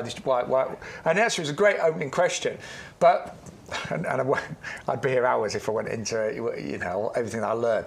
But quite often it is, the breeders will take something that we love, but they'll just tweak it, won't they? And they'll take the best bits and try and get rid of the bad bits. Yeah. And the fact that, say, a lot of the Deutzias are, I don't want to say invasive, but you're right, they do take over sometimes. And this one doesn't. It doesn't. What a fabulous little tweak. And what we kind of need to do, we live in a crowded country. There's more and more houses being built. And gardens are smaller, Gardens aren't are they? smaller. Yeah. So, we've got to, if people want to enjoy it, that large range of plants, then somehow we've got to make the plants that people like more compact, more smaller, so they can still enjoy them in a smaller space. Whereas years ago, if you wanted a Deutzia, it was like, well, you're going to have at least a sort of a 10 foot by 10 foot area for it to take over. This will grow in a space on the top of a patio table. Brilliant. Well, it's only $11.99 today as well, saving £8, and the discount club price is just £10.79. I'm in a really good mood today, yeah. It's a time of year, Shaun. Yeah. It's it just lifts you this time of year, doesn't it? I got up at 6 o'clock and it was like light. I was like, wow. Yeah. It was actually light. I had a wander around my garden, went in the greenhouse, a cup of coffee. And it was not dark. I didn't go, I sometimes do try and do that in the dark, so I've got a little light in my greenhouse, but I end up, I've stumbled, fallen. Today it was actually light. I got up to go to look about 4:30, and even on the horizon at that time, I could still just see a little bit of light coming. I mean, it wasn't light, but you could see, because I'm east facing out the back, and it's like, 4:30 in the morning this time of year, and you can always see the sun trying to come up. So I hope you're in as good a mood as we are today. Right, we're going to move on because we have got, these are gorgeous, and we've got a great deal, haven't we? So, this is ridiculous actually. So, one for $9.99, but for £3 more, you get another 2 plants. I think this is the best deal on the show actually. And these are beautiful, beautiful plants. Yeah, so let's show you how we well. do this. So look, it says $9.99. By the way, we do a triple deal for $49.97, which is excellent, but we're going to beat that. So don't put that in your basket. 3 of those. 3, add it to your basket. And then you need to add the code because they come up at $9.99 each. So we go YGTV1524, apply the code, suddenly $12.98, and you get your free gift. You get that with every single order today. God. So remember, you do need to physically put 3 in there to get that big discount. It's cheaper to have 3 than 2, basically. That doesn't often, does it? No. And if you want free postage, get your order to over £40 and you'll get free delivery. Get some compost, get some pots there. Right. Well, first of all, these are looking delightful. We've already got flowers on a few of these, haven't we? They're a really, really nice plant. I think their common name is Dutchman's Breeches. That's what I know it as, yeah. That's what I know it as. Yeah, Dicentra spectabile or spectabilis, however you want to say it. Sometimes, a lot of times you might have seen the red variety, the reddy pinkish variety. I actually like this classic white one. I'll be honest, I've only ever had the reddish pink one. Yeah, that's probably the most popular one. In fact, my neighbours have got some in pots dead opposite us, and these are really, really easy perennials to grow. But the good thing about these perennials is these are not the sort of perennials that will go all the way through the summer. So they are really nice perennials in the fact they come up very early in the season, and they will give you colour and interest before all the other perennials really get going. So, say for instance, you've got... You're right, because things like lupins are not there yet, no, are they? and the delphiniums are only just starting to come up. So, if you want to have a bit of early interest between the perennials you've got that are going to come later in the year, Dicentra are just fantastic for that. They start to come through sort of late March, early April. You see these little green shoots come through, and then they send up these very sort of fleshy stems with lovely leaves, and then for a good sort of 3 or 4 weeks you just get these wonderful sort of racemes of really unusual looking white flowers. And then once they finish flowering, the foliage looks quite nice for a little while, but then by about midsummer then they kind of just then turn yellow and sort of die down. But then by that point, everything else is there. That's when all your other perennials have taken over. I think that's a really good point. And also a lot of our bulbs, I mean, all my daffodils have gone over now and things. So this is that, you're right, this time of year, a lot of bulbs are dying back. A lot of the other perennials are not quite there or nowhere near there. So what a great bridging perennial plants. That's what it is. I've got lots of forget-me-nots in my garden right now. They just come out, but these look great with those, wouldn't they? Yeah, the white of those. The white with the blue. Oh, yeah, that would look really, really nice. And once these are in, these are super, super tough. These are super, frost-tolerant, drought-tolerant. Once you put them in the ground, they just come up year after year after year after year, really easy. I've seen them grown in sort of dappled shade, semi-shade, full sun. But as I say, sometimes, in sort of when you have what's called like an herbaceous border of perennials, you might find that early in the year, quite often, you don't get that interest because you've got to wait until sort of May, June time for the colour to really kick in. So if you want to get a head start, if you want a perennial in your border that's going to be flowering now and giving you interest right from the get-go rather than having to wait till mid to late summer, Dicentra is definitely a perennial to go for. Right. Gorgeous. Love the deal on that. So I'm going to get those out. Do you know what? Working with Adam is worse than working with Bex because you are actually encouraging me to buy more than normal. So it was when you said about the bridging plant, and I've got the pink ones of these, but I've only got a couple, and they're not actually in a particularly good place. But I actually could go for. I think I might even go for 2 lots of this, because I know I've got a border, say, with all my forget-me-nots coming up now, but a lot of the other perennials there, because I've got a stilby and they're only just coming through. Yeah, they'll be a while yet. Yeah, so. I've got lupins. They're not looking bad, but they're nowhere near flowering. No, I mean, it's about another 6 weeks yeah, usually. My delphiniums are nowhere near. Mine are being mullered by the slugs at the moment, so I've got to kind of protect them. So that is a great perennial that fills in that gap when your bulbs are dying down, your other ones are not there. I think it's absolutely superb. Now, if you do want to follow us on social media, because I've just gathered a lot of people.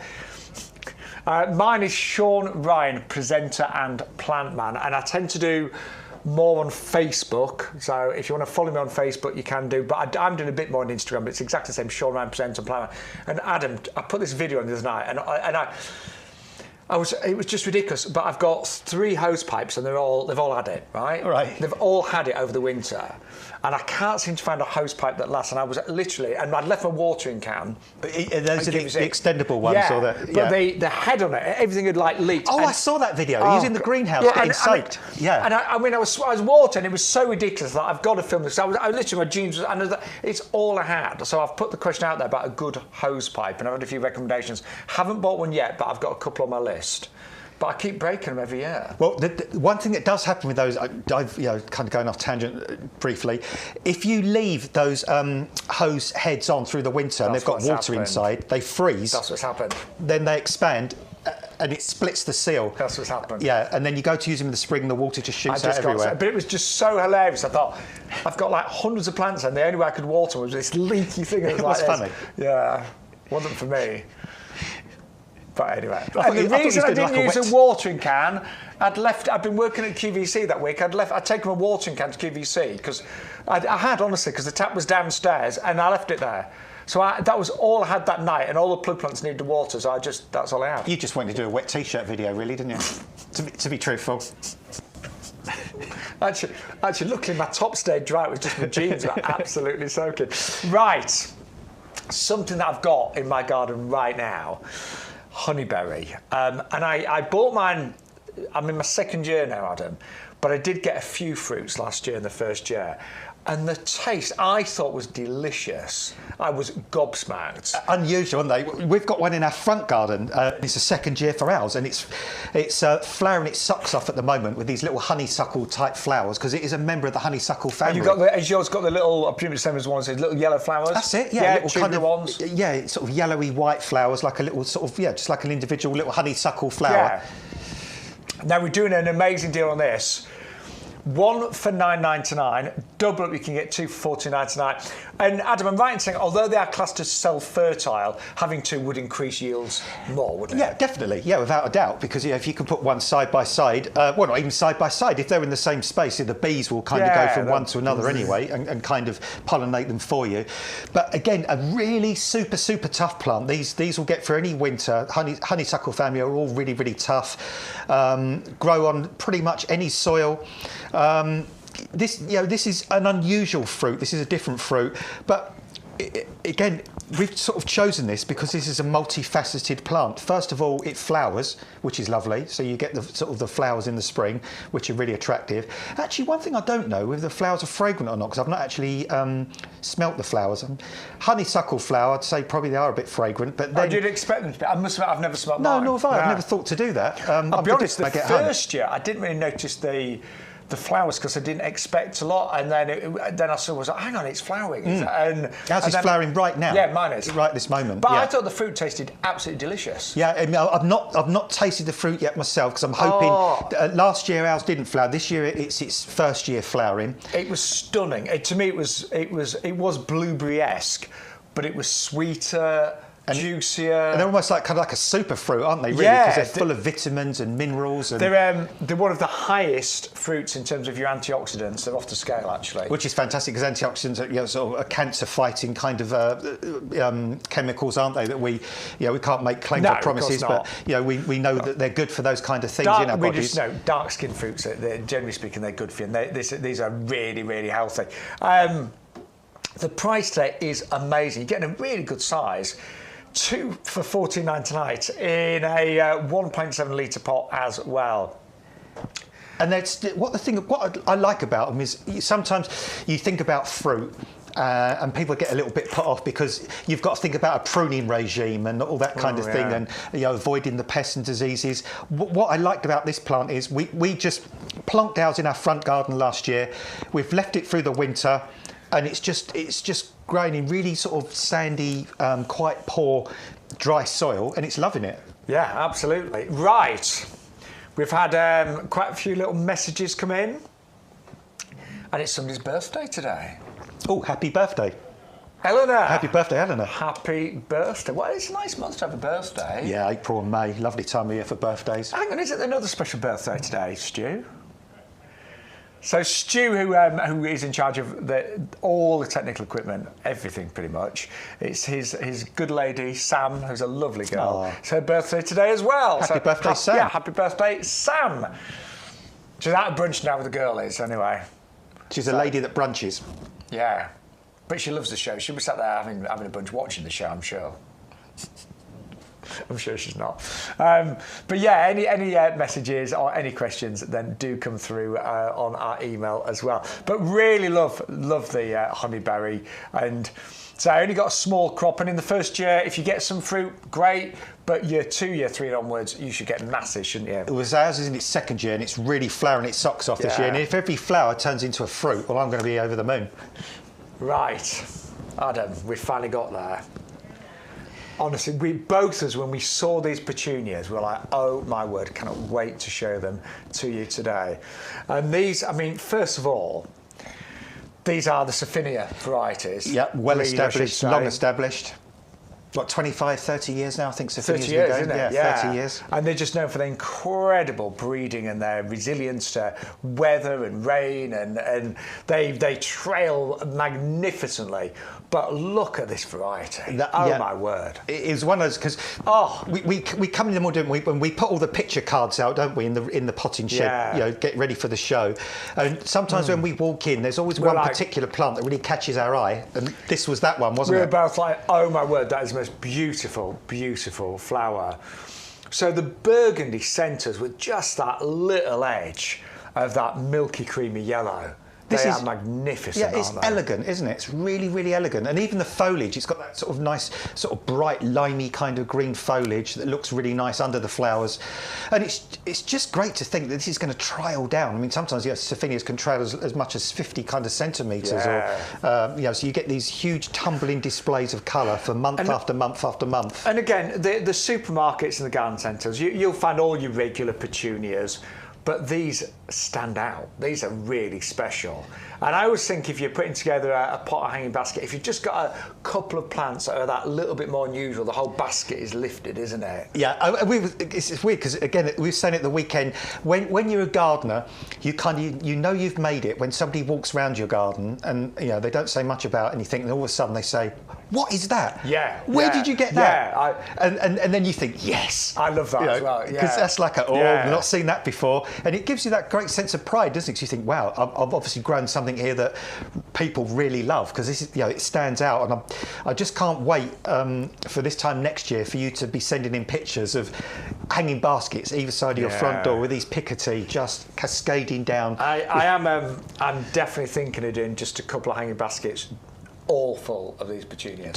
At the pub, do something around your pub. Yeah, something. Yeah, they would look glorious. Yeah, I'll tell you what, though, you're going to have to put a label on there, because all summer long you're going to get, Shaun, what's that plant you've got out there? Can you tell me what it is? Yeah, we'll put a little QR code on the hanging basket, and then people go straight to the website and order them. I'll make a note for next year. But yeah, they really do stand out. I think they're beautiful. And Sophinias, as well as being really great repeat performers and training really well, they are a bit more resilient to rain and things, aren't they? Yeah, they've been bred to, got good disease resistance. They've got sort of weather resistance as well. Look at the root system on those. So we're sending you out super, super healthy plants there. And again, when you get these home, all you need to do, give them a water. They will have been in transit for a couple of days. And you do need to grow them on just for the next 3 or 4 weeks maximum. Put them in 9cm pots, keep them frost free, and before you know it, they will be bursting into flower, and they will flower all summer long. But I would definitely double up on these. I've got a big order coming in today. Everything, seriously, everything. I mean, I don't want the honeysuckle only because I've got one. You're actually going to spend more today than you're going to earn at this rate. I think I already have. To be honest, I think... I mean, just paid you in plants, Shaun. That'd been the best thing. That's a great idea. Yeah. I'll come in. I'll come in and share my passion and just like let me choose the plants I want to take. But yeah, I mean, seriously, I've got so many things on my list today. But I might even go a bit crazy and buy. I might even do the double deal twice on that because I love the idea. In fact, there's 4. The front barn at the pub has got 4 hanging baskets, and I love the idea of doing all 4 in those. You know, it's only going to get worse as the weeks go on because we're into that time now where, you know, at the nursery here there is so much coming out, isn't there? And it's almost impossible for us to. I mean, about a month ago, it was easy to kind of narrow down what we were going to bring you because it was so limited. But now so many things are looking incredible. It's difficult to choose. Let us know if you've got a massive list of what you'd like right now. How many items have you got on your list today? That's what we want to know so far. We haven't even got halfway through the show. But they're going on my list. Now, apologies, I think our website is still being tweaked. At the moment, we'll let you know when it is fully up and running. But you can order on the phone lines. But also, these prices will be valid all week. So make your list. Jot down the code. Enjoy the show. Hopefully, the website will be fixed quick. You know, in the next half an hour or so. But if it's not, do not worry. Jot everything down, make a list, and you can order a little bit later on. But if you're really keen to get your ordering now, you can do it on the phone lines. Or you can check in as a guest on our website. But yeah, love those. Yeah, I think they're one of my favourite plants on the show today. And yeah, I mean, I haven't got hanging baskets. I'm actually tempted to. Do you have hanging baskets? No, I haven't got any hanging baskets actually, but I'm tempted now to get those because they really did jump out on me. Yeah, and I mean, you could mix them in with other plants. But I do think just en masse they're going to look rather spectacular. The choice is yours. Yeah. What would you do? You're the award-winning garden designer. I might be tempted to put a few purple ones in with them as well. Kind of go for purple but just plain purple. In between, but only just a few. So that basically it's the Picardy mainly, but with little accents of purple in between. That could work. I like that, Adam. That is good, I told you. The great thing about gardening and the great thing about gardens is they're probably the most private space in the world where you can do what you want to do. Yeah. And that express yourself. And that's the great thing. And there is no right or wrong. No. It really annoys me when if people say, oh no, you shouldn't have done that. Oh, those colours don't look good together. Because as you say, it's your garden, your little piece of heaven, and as long as you're happy, that's all that matters. All that matters. It really is. That's it. End of. Don't let anybody tell you that's right or wrong. You know, if it works for you, we're all different. It works. All plants are different, and it's just putting there, in your garden, what makes you happy, what looks good for you. It's kind of like at home. My other half. He has tulips and stuff out the front, but he has to have black and white tulips in groups. In my back garden, I've got a bed of tulips in every colour imaginable, all mixed up, all sort of reds with yellows and pinks, and some are multicoloured, and it's a complete confusion of colour. But I love it. Yeah, absolutely love it. So they both sit in separate gardens, basically. Right. So I just want to remind you. Sorry, I'm just going to get a little bored here. We want you to save on your postage. So when you place your order, when that web is up and running, free P&P when you spend over £40. And one of the best ways of getting your order to over £40 is just to buy some compost today. And at this time of year, I mean, I get through so much compost because there's so much to do. You'll be potting up your plug plants. You'll be maybe repotting certain plants. You might be sowing seeds. You're probably planting up a lot of your containers. There's a lot to do at this time of year. And I would really, really think about how much compost you need and just do it all in one big order to get your order to over £40. And don't forget, even if you are just buying compost today, you will still get your free gift, which are these brilliant grow bags, which are worth £4.99. But our compost is the best-selling product here at YouGarden. Don't forget, always use that code, by the way, to get your free gift, any of the offers, YGTV1524. Now, Adam, as not just an award-winning garden designer, but as a hands-on gardener, because you actually look after many gardens, don't you? Yeah. You must have seen some really poor compost in your time as well, have you? Yeah, well, I did. I've told this story a few times. A few weeks back, I was in dire need of some compost, and I kind of made that mistake of I went past a really well-known builders merchants, and they had a big pallet there, and I flung a dozen bags into the back of my truck. I think we've all done it, haven't we? Yeah, Got it. I got it home, opened the bag, and it literally smelled like poo. I mean, it had this really horrible pooey smell, and it was really thick and dark and chunky. Yeah, awful. So I couldn't use it for what I wanted it for, so I've just basically spread it out all over my border, my north-facing border. And for about 3 or 4 days, it was like, you know, like when you put chicken manure pellets down, you get that. Yeah. It kind of smelled a bit like that. So that was a disaster. But yesterday, I had a day off work. Day before yesterday, I had a day off work because I worked Sunday, I had Monday off, and I was in my greenhouse, and I've got loads and loads of seedlings which I'm growing, which I've kind of been sharing with you, and I'm using this compost to kind of pop them on. In fact, I use this compost to sow them into, and it's brilliant because this is everything plants need. The moment you open up the bag, it's like, wow, it smells good, it feels good. So you've got 50% composted wood fibre in this, and that does give it that lovely fibrous texture, doesn't it? It does, and it keeps that compost nice and open, Shaun. Yeah. And that's good for like sort of 2 or 3 different reasons. First of all, it means that the roots of your plant can get through the compost really easy and establish. It also means that air and the oxygen can get down to the roots of the plants, which is good as well. And it allows the water to percolate through and get down into the compost and the roots. And particularly when you've got young plants and seedlings, things like that, they just need access to all of that as easily as possible, don't they? Yeah, and when you look at little, because when I was sort of what they call like pricking out my little seedlings, when you literally lift them out, and they've got such tiny little, feeble, delicate little roots, and so they need to, those tiny little roots, they need to get everywhere as quickly as possible to get the oxygen, the water, the nutrients. And I always think if you buy a bag of compost and they're like big chunks and sticks and stuff in there, what are those little roots going to do? Exactly. They've got a challenge, haven't they, to get through it. Whereas I found with this compost, even within 24 hours of transplanting my little seedlings, already they're standing up. Within 2 or 3 days, they're growing their next sort of true leaves and starting to establish. And I went out this morning before I came here and just to look at all the different trays of plants in, and they're all in this same compost, and they're all doing fantastically well. So 50% composted wood fibre. You've also got 3 different types of peat: the white, the dark peats, and renewable peat such as this sphagnum moss peat. But we do, over the years, we have reduced the amount of peat, so now you get the minimum amount really to give you the maximum results. Now, have you found any green balls, Adam? Oh yeah, I did see so. Always one. Yeah, there's loads down here. So this is your slow release fertiliser, and that will give you food for up to 6 months of the year. I always think that's an insurance, isn't it? It is good because the thing is, it's not perhaps like some of those energy drinks as a human where it gives you like a great big kind of oomph of energy, and then you just collapse. Yeah. If you think from the moment you sow that seed, because every seed naturally has its own little bit of energy stored in it to help that plant germinate. But once that plant has germinated, that little seedling uses up that energy very quickly. So immediately it's looking for a food source somewhere else. And because this has got that slow release fertiliser, it's like the compost is holding the hand of that seedling and taking it through to that next stage.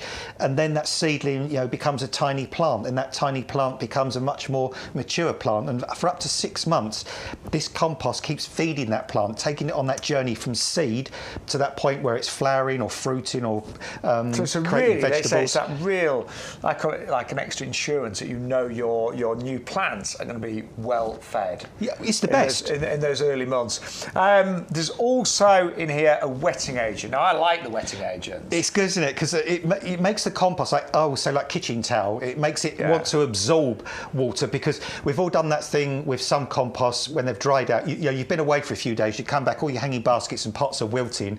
You dash over to the tap, you get the watering can, you pour it onto the compost, straight off the side. Yeah, and it's so annoying. All over the floor, all down you. 2 of my hanging baskets at the pub last year were in a different compost, and I must have run out, I don't know what I bought, can't even remember, but it really annoyed me. Actually, it wasn't last year, it was the year before, but every time I watered, all over me, and the punters loved it.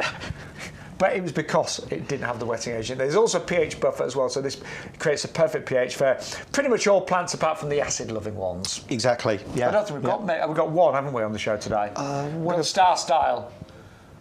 Yes. Yeah, we've only got one, I'm pretty sure. Yeah, that's it. Yeah. No, I can't think of anything So else. everything on the show, absolutely fine in this compost. Now, price-wise, get your club membership, then you get it for $22.48, and don't forget your free gift is worth $4.99, and it's delivered free to your home as well. $125 for the premium professional compost. As I said, apologies, we're still trying to fix our website. Just write down the numbers, make a list, and we'll let you know when that is up and running. But also, you can order on the phone lines. If you think, I want to place my order right now, you can order on the phone lines as well. Right, we've still got loads of new plants coming up, Adam. Oh, goodness me, we've got a stonking great big range, haven't we, today? Well, down there, we've got oleanders. Hang on, I'm just having a quick look.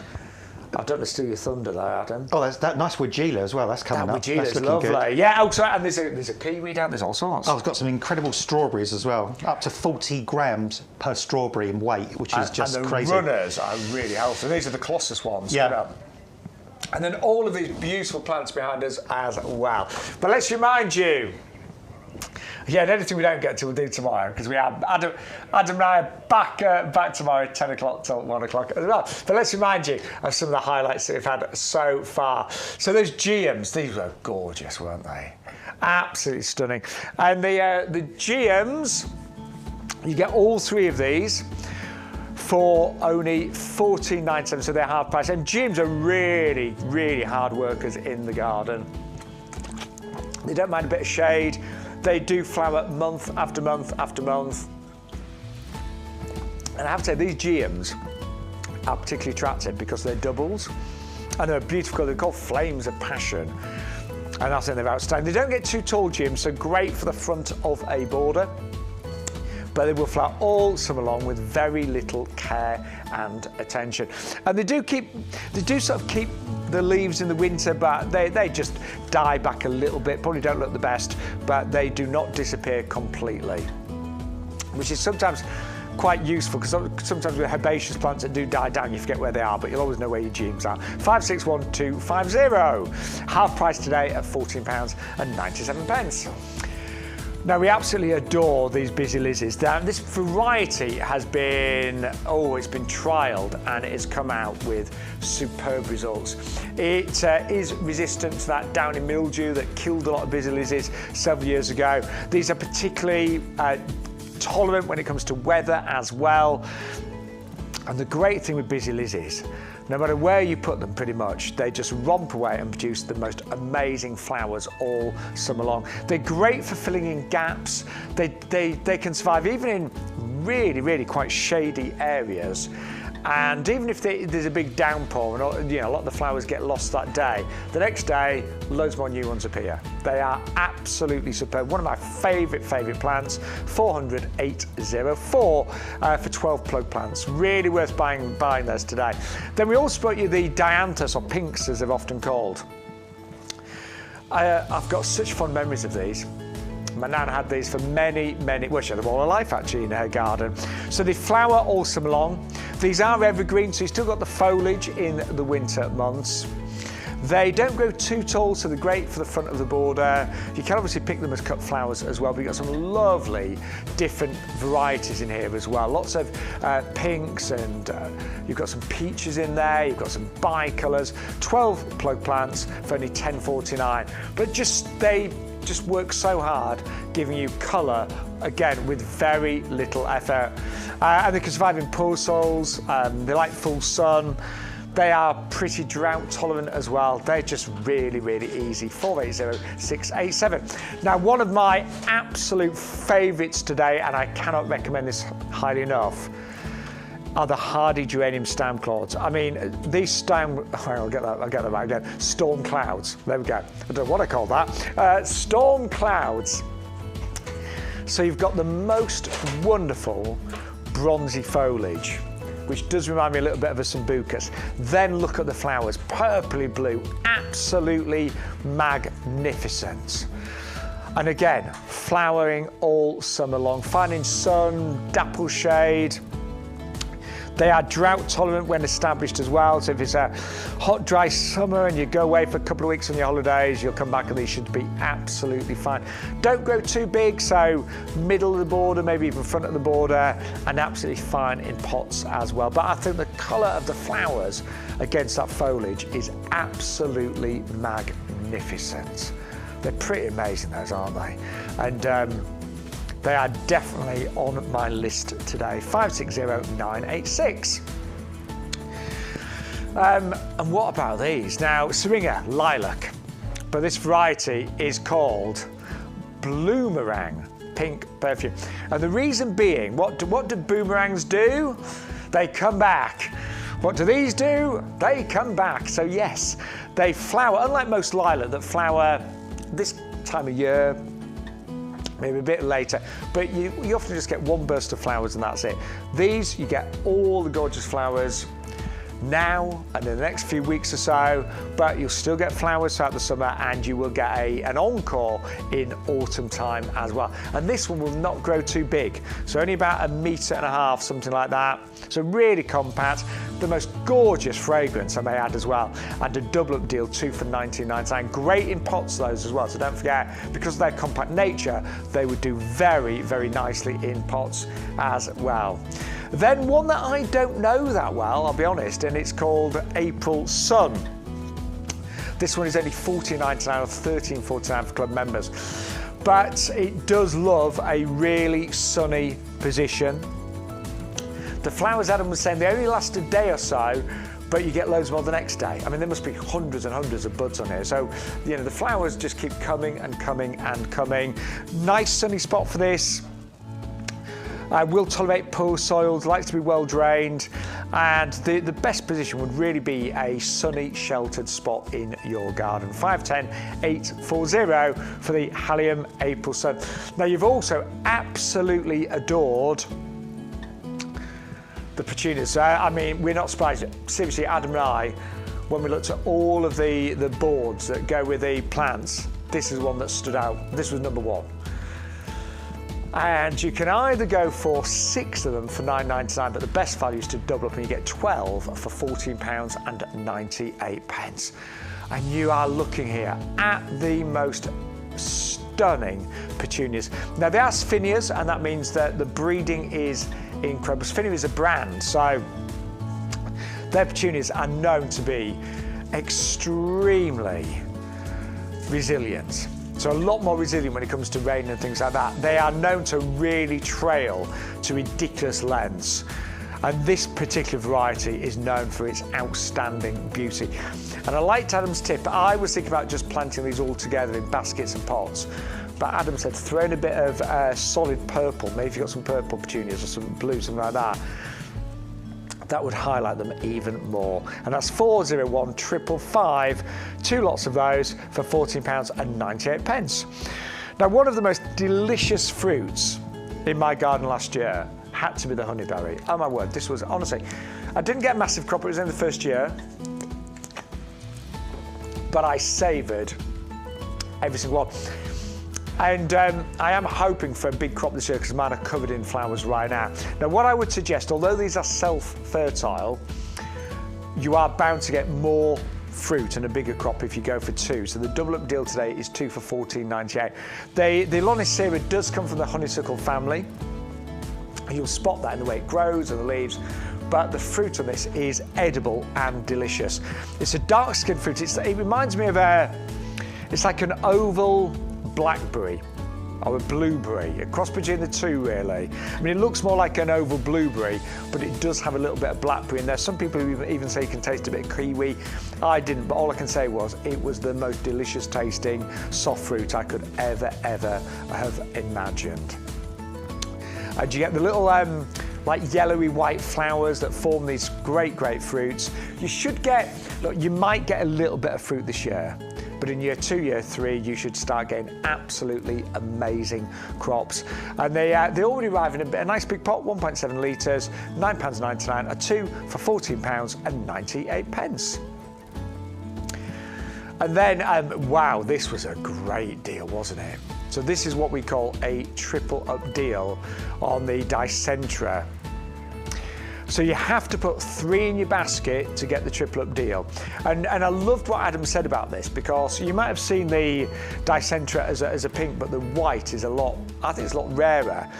But also, these as a perennial, Adam was telling us that they fill a great gap, because these flower now. So your bulbs are probably dying down. Your other perennials like your delphiniums, your lupins, your foxgloves, they'll be nowhere near flowering, but these are. So this is a great perennial that fills the gap while your others are growing to full size and your bulbs are dying down. 560, 767 at just £9.99. And then last but by no means least, we did have the Lavatera Marshmallow. So you actually get 3 of these, slightly different colours and varieties. So you get a couple of different shades of pink and you get white. A lot more compact, again, as a Lavateria. So some Lavateria can grow very, very large and can be a bit, what's the word? They're not very uniform, so sometimes it can get a little bit out of shape. But this is a lot more compact, will flower all summer long, and is fully winter hardy. They're just such good value, those, in so many different ways. 511 527 at £19.97. But we've had lots of emails, Adam. Good. Nice to hear from people. Like, good to be nosy. We like having a nose. And we are still having system issues, which is a little bit of a shame. But do you know what? It doesn't actually matter, because you can watch the show. You can still message in. You can make a list of what you need. Now, you can place an order on the phone lines, and you'll get exactly the same deals on the phone lines. Again, just mention the offer code, YGTV1524. That will unlock all the promotions. But also, you can order after the show. So a lot of people stream us anyway, and you can watch afterwards. But we will get it fixed. We'll let you know if it does get fixed during the show. But our IT team are working on everything right now. But yeah, enjoy the show, make a list of what you need, and you can always order online when everything is fixed. But I've got some emails and pictures, Adam, which is very nice. Ian, good morning, Ian. We know Ian is going on a cruise. Oh, lucky Ian. Where's he going? Oh, he goes to Morocco. Ooh. Very nice. Oh, look at that. Like in the lawn, it's got stripes. Looks like he's just cut that, doesn't it? Yeah, very nice. It's obviously dried. Right, let me just set. I'm just going to look. Apparently, he's got his son looking after his garden. Oh, it's a different angle. So he's got. I can see his fatsia in the pot at the back there. Is that some tulips? Some nice red tulips flowering on the left-hand side. It's got all sorts. His daffs are still out. The cordyline looks very good at the back there, Adam, doesn't it? Yeah, look at that. That's a good. Well, that's above the fence height now, so that's cut 2.5 metres or so. And, do you know? I love the way it's got different areas laid out, don't you? I like also. This is good. I like this little corner. I love acers. Look at that one on the left. That is really nice, and the little pond irises coming up there in the middle. Yeah. Irises love a bit of wet, don't they? They do, yes, yeah. And I think it's good he's got them in a little pot as well, because they can take over otherwise, so it's good they're kind of constricted in that pot. But they're gorgeous when they come out, those little yellow iris flowers about Maytime. Have a lovely cruise, Ian. So Linda, oh, look at these.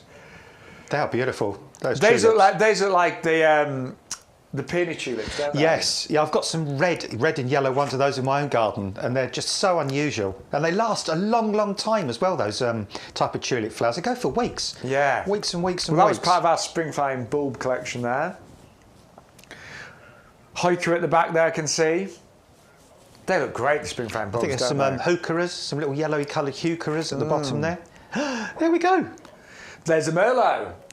Oh, are those? They're Peruvian lilies. The Caribbean lilies, yeah. Peruvian lilies, yeah, that's the ones. Yes, the Peruvian lilies. They're the blue ones, aren't they? Oh, yeah, I'm dead envious of those, because I've never tried them. I need to do that. They're a type of scilla, I think. Remember the scilla family? Yeah, we had them. We had them on the show, didn't we? Yeah. I remember you please send some pics of those in a few weeks' time when they're flowering, because they are just going to look magnificent. They're going to be incredible. Wait to see those. Well done. And then Philip. Hey. So apparently this was a random euphorbia that he found on his allotments. That might, because there is a native euphorbia. That could be a native one. There's there is. They're called, what's the other common name for them as well? I can't think of it at the moment. But yeah, that probably is one of our native ones. And years ago, what they used to do with the native one, they used to actually pick a little bit of stem off, and you have that milky white sap, and they used to put it on warts to remove warts. Wood spurge, that's it. That's what I was trying to think of, spurge. But don't try that at home. But that's the thing they used to do. They used to use the sap to cure warts. In fact, or remove warts. just while you talk about that, we do recommend when you are pruning euphorbias just to actually protect your hands from the sap sometimes. Yeah, just wear some gloves. Don't get the sap on your skin because it can be a bit unpleasant. But thank you very much for your emails and your messages. Oh, it is nice to be back in the potting shed today. It's cosy. I don't get to come in quite as much as I used to do, which is a shame. There's only so many hours in a day, isn't there? Yeah, but as you say, you can only be in one place at one time, can't you? So, but let's face it, wherever you are, you're with plants. Yeah. So, and our lovely Bex, she's just taken a couple of days off this week as well. So. Yeah, she's a hard-working lady, so family and stuff to look after. So yeah. Well, she won't be having a rest. She's with the kids, so and the dog. And the husband, oh my word. Right, so this is our cherry bush, Porthos. And it's very unusual, this one, because it is, the clue's in the description, it's a cherry bush, not a cherry tree. Yeah, and that's the great thing about it. So this has, sometimes if we bring you sort of miniature fruit, if you like, or what we call patio fruit, it's grafted. So we the base of the plant is what's called a dwarf rootstock, and then we bud or graft the variety onto the top of it. But this is its own plant from root to tip, but it is a naturally small and compact cherry. I think it was about 19, 20 years to kind of discover this plant and get this plant to where it is now. Because if you think of how cherry trees used to be and how some varieties are, they grow huge, and you can never get to the cherries. No, you can't get to the cherries, and also so all the birds get them, and that's where the term cherry picker comes from, because that big machinery you'd have to precisely stand on, and then it lifts you to the cherries, but not with this. That's if the birds, as you said, hadn't got there first and sort of eaten all the cherries. Yeah, with this one, you're never going to need a cherry picker with this, because this only gets to about sort of 5-6 foot tall, and you can prune it back as well if you want to. So you will be the cherry picker. You will. You'll be able to. You will. Yeah, you're the cherry picker on this one. You can get all those cherries. And the good thing is, it will remain small enough. You can put netting over it as well if you need to. So if you want to protect it from the birds to stop the birds getting to the fruit, you can do that. So this is going to sort of fruit kind of. This is like mid to kind of late-ish summer. You kind of the cherry fruit kicks in. And the great thing is this bush variety. I mean, look, Adam, you get such big yields, don't you? Yeah, I mean, it's as you say, it forms a kind of a very bushy bush. Yeah. That's what it is. It's not a tree with a trunk and then branches. So you get this multiple stemmed bush, and on every stem you've got these incredible cherries. And right now, I mean, the one I've got in front of me is looking absolutely stunning with the bloom. So it's really pretty right from the outset with that lovely sort of cherry blossom. Always kind of reminds you of Japanese gardens, and because they have those big festivals, don't they, in Japan, when all the cherry blossom comes out. I've never been, but that's I'd love to go. On my wish list. Yeah, I'd love to go to that. Yeah. And they all have picnics, don't they? And they sort of eat and drink under the cherry trees. And what a fabulous way to welcome spring. And that's what this is doing. This cherry trees welcome you into spring. And these do have a very subtle fragrance. Yeah, I wouldn't say it's my favourite fragrance, but there is a fragrance there. But each to their own. But it's a little bit of a fragrance. Yeah, it's not particularly powerful, is it? But the good thing is, you can already see on these ones in the middle here, these have already been pollinated, these flowers, and already at the base, you've got the little tiny cherry that will start to swell and develop at the base of this flower. So straight away, you've got the cherries developing on this plant this year. So and this is the size you'll get. I mean, a lot of our fruit trees arrive as a bare root. So that does mean you've got a little wait until you're probably going to get a decent yield. But this is already in a 3-litre pot. So good root system you are going to get some cherries this year.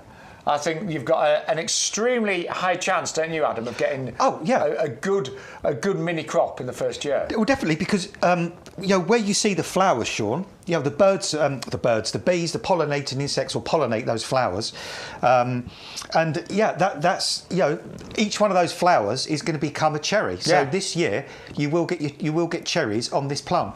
But when this is fully established and it can grow about 2 metres by 2 metres, you can do a whole hedge of this, like you see. You're going to get kilos and kilos of cherries, aren't you? And I love cherries, but they are so expensive, aren't they? Yeah, they're expensive. But I guess they're quite labour intensive to pick, aren't they? Yeah. So I guess you can't really harvest them mechanically. So, and of course, when you grow them yourself as well, you can lead them on to that final moment where they are just perfect to kind of pick, when they're kind of chin dribbly juicy kind of thing, oof, lovely. I mean, I can sit and eat a whole punnet of cherries easily. They are amazing, but they are so expensive.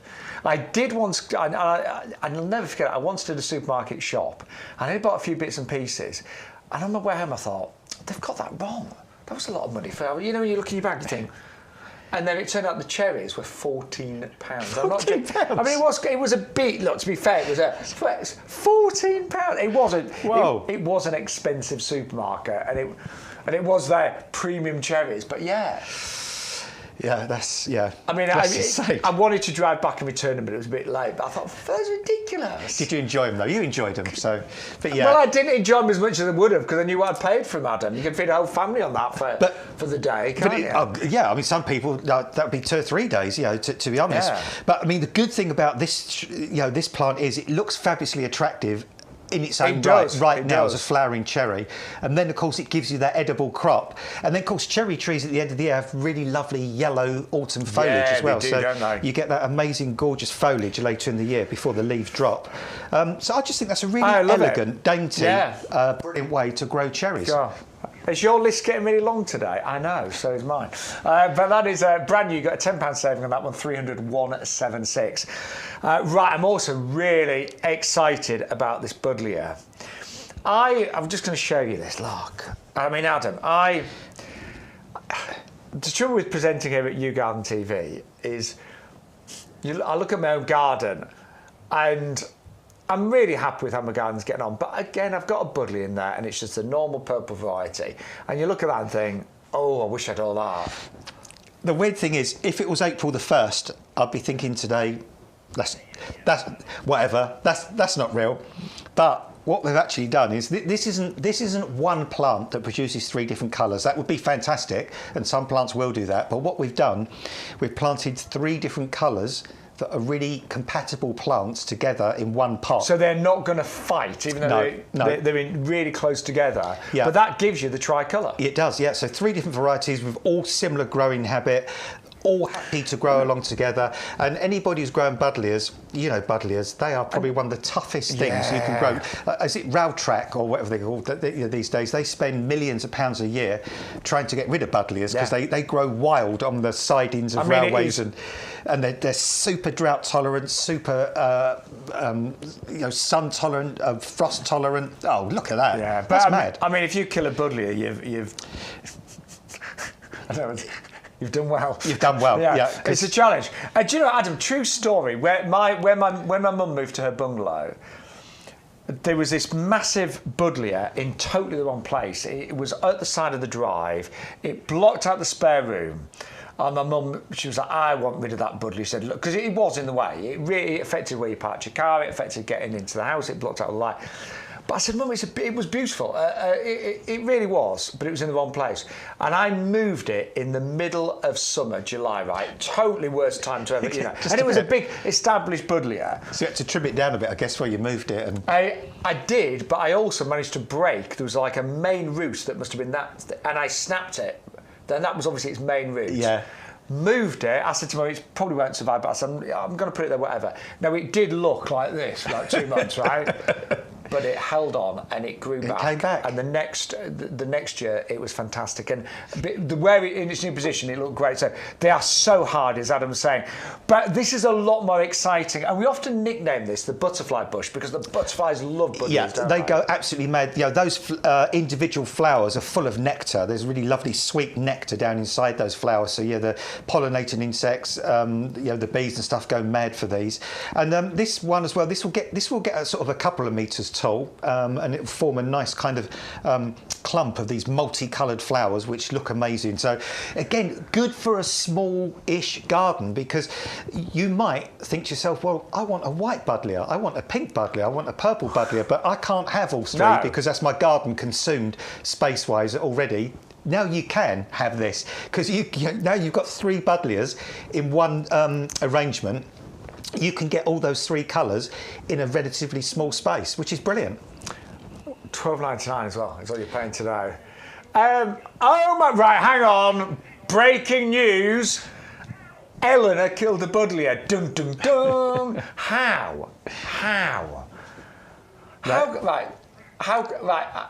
How would you kill a buddleia? Well, I mean, you could use something called brush and stump killer, which will kill it. But but Eleanor didn't. I mean, she didn't want to kill it. She just killed it. Yeah, Eleanor, tell us more. Yeah, ordinarily, buddleias are indestructible. Yeah, they but that one is the fact you got 3 there that have been specially selected together at £12.99. So apologies. I know you can't place orders still on our website. You can check out as a guest. So if you're new, you could do that. But I know most of you have got club membership and things.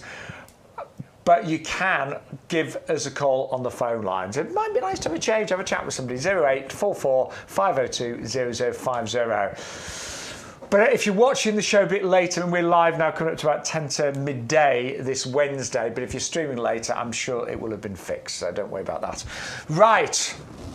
Are you feeling patriotic, Adam? I am when I look at these because that is such a great mix, isn't it, Shaun? I mean, isn't that lovely? That kind of red, white, and blue. I've got these in my greenhouse growing right now, and honestly, Adam, I mean, I planted mine up a couple of weeks ago, and they've at least doubled in size already. Well, the thing is, they are in a greenhouse, but the days are getting longer now, aren't they? Every day, there's more light. The light levels are getting higher, and things like petunias, they react so well to the kind of the lengthening days and the warmth. And within probably another sort of 4 or 5 weeks, these are going to be flowering.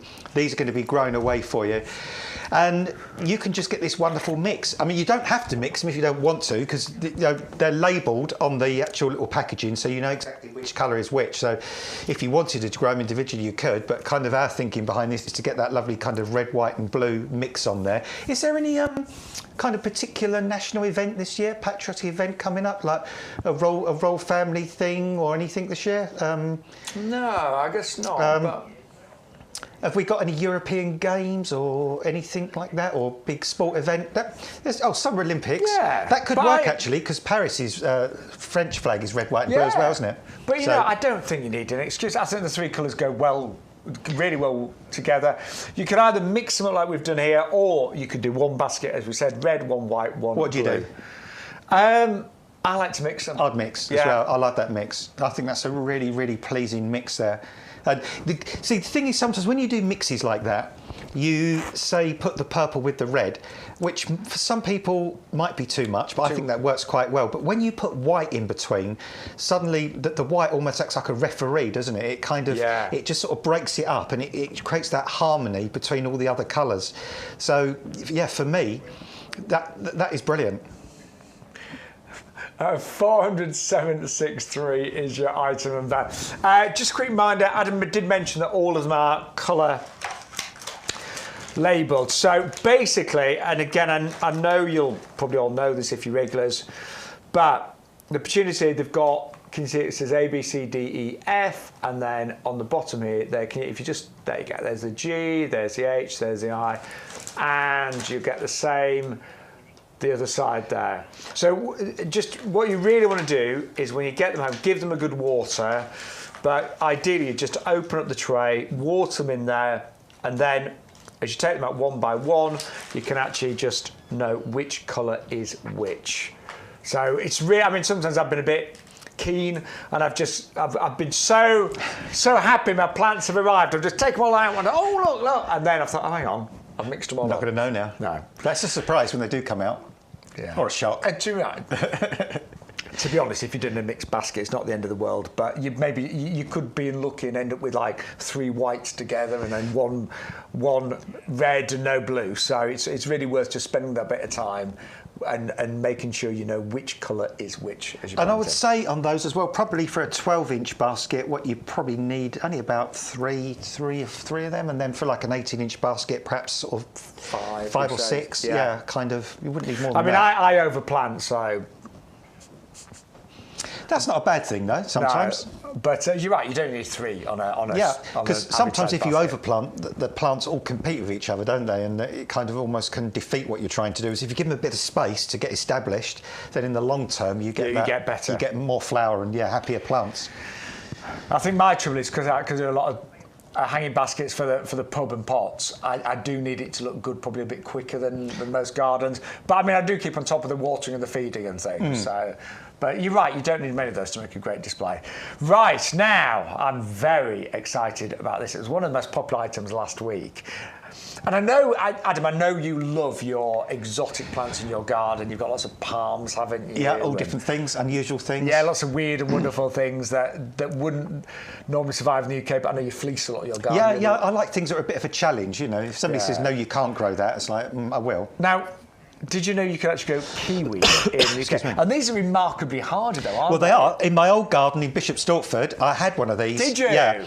And I had it on a north-facing fence as well, which was unusual. I planted this kiwi, and again, it was a bit like the budlet. It was indestructible. And it was a brilliant, brilliant plant, because once they get going, they're really vigorous. So they will cover a really big area of fence or trellis very quickly. But you know what? You can trim them back just as easily, so you don't need to let it go sort of crazy and take over. So and did you get kiwis? I did, yeah. It was weird because this idea would be south-facing. yeah, I mean, that's where I would suggest people to plant it. But gardening, you're always learning things with gardening. So I remember buying it originally, and I planted it, and it said it was a kiwi fruit, and I just thought it was an ornamental kind of thing. I didn't really ever expect to get fruit. So it got established on this fence, and then I went out one day and I just noticed white flowers coming out, and they were like strawberry flowers but bigger. And I thought, my goodness, that thing's flowering, that kiwi's flowering.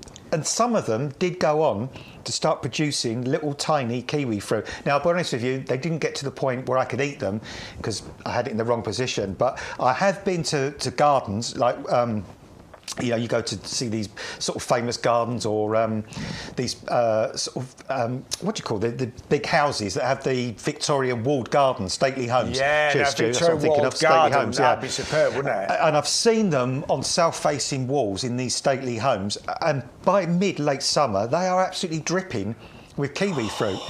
Just amazing. And so you can grow your own kiwi fruit, and I tell you what, it's probably going to be a lot nicer experience if you can do that, because sometimes when I bought kiwi fruit, they can be hard inside and really sour, quite sharp. Whereas, so does this need a bit of support, Adam? yeah, I mean, grow this up a trellis work, grow it up some wires. So yeah, it does need something to grow up. So yeah, wires or trellis is absolutely fine. But once it gets going, you know, it looks absolutely stunning. It has these lovely, great big oval leaves that are sort of slightly hairy underneath, and the stems are a lovely red colour, and the leaves are quite big. They're probably I don't know how big, like at least hand size, the leaves as well. But it's just a really, really stunning, great climb. I mean, if you just want it as a climber, it's great in its own right. But of course, you know, the fact that in addition to that it flowers, and in addition to that, if it's in the right position and we get a decent summer, you get your own edible kiwi fruit, is amazing. And a lot of people might think, well, you can't really grow kiwi fruit in the UK because kiwi fruit come from New Zealand. Well, they don't. That's a part of the world where they're grown, but they actually originate from China. That's where they originate from. And so it actually makes sense that you can grow them in the UK then? Yeah, because I mean, lots of parts of China in the winter time really are cold. Flipping cold, a lot colder than here. Yeah. So mine was well, it's still there. It's that kiwi fruit still going. I mean, I moved 5 years ago, and it's still growing. I just think that is amazing. I really do. One for $9.99. You can double and go for two for $14.98. Again, it's all about having different, interesting things sometimes in your garden, and that is really special. We nickname it Jenny, by the way, as well. Talking about unusual, We have got an azalea coming up next. And actually, if you looked at this, you probably wouldn't even realise that was an azalea, would you? It is so different, and it's unusual. I've got a border in my garden that's full of acid-loving plants, and I've got several of these in there. And mine are just beginning to come out in flower right now. But what a blaze of colour this is. Yeah, and what is really different about this is when have you seen a plant where the petal shape is exactly the same shape as the leaf shape? Yeah. Sorry, It's almost like the leaves at the top have just turned pink. But this is the actual flowers. The flowers match the actual foliage. And quite incredible, isn't it? It's really unusual. It's really different. It almost reminds me a little bit of the flowers you see on that Chinese witch hazel, the loropetalum. Oh, it's kind of got those similar, like ribbon-like sort of flowers. I think the only thing I'd say is these are a bit more bigger and a bit more outstanding than loropetalum. They are. These are. I mean, when you look at it on the screen there, that makes it look a little bit more kind of purple. But in reality, when you see it in the flesh, it's actually kind of more of a reddish sort of colour, isn't it? Would you say crimson? Yeah, crimson. Yeah, I'd say crimson. But what a knockout plant! It's absolutely and I like the fact that it's compact. These are evergreen, of course. Evergreen, which is nice even in the winter time. The only little caveat with this is, if in your garden already, in the open ground, you've got rhodies, camellias, all growing very, very happily. Yep, you can put this straight into your garden with all those other plants. But if you haven't got that acid soil, you'll need to grow this in a pot using some ericaceous compost. Yeah, very important. It is acid loving, so it will absolutely need that. This one, it grows a lot more compact as well. It's not a tall one. No, it's more of a kind of a sort of a spreading kind of like habit. A mound, really. Isn't it? Yeah, almost like one of those kind of conifers that sort of just gently grows. So this isn't going to get really, really tall. So again, if you've got that acid soil, you can put this towards the front of your shrub border and your shrub beds. But I mean, if you haven't got acid soil, fantastic container plant. I mean, this will be quite happy in a pot for many, many years with the ericaceous compost. So again, if you just got 3 floors up and just got a balcony, well, you can enjoy it. It is rather magnificent, isn't it? It is absolutely so different and unusual. Just a few basics, don't forget. I mean, that's £29.99.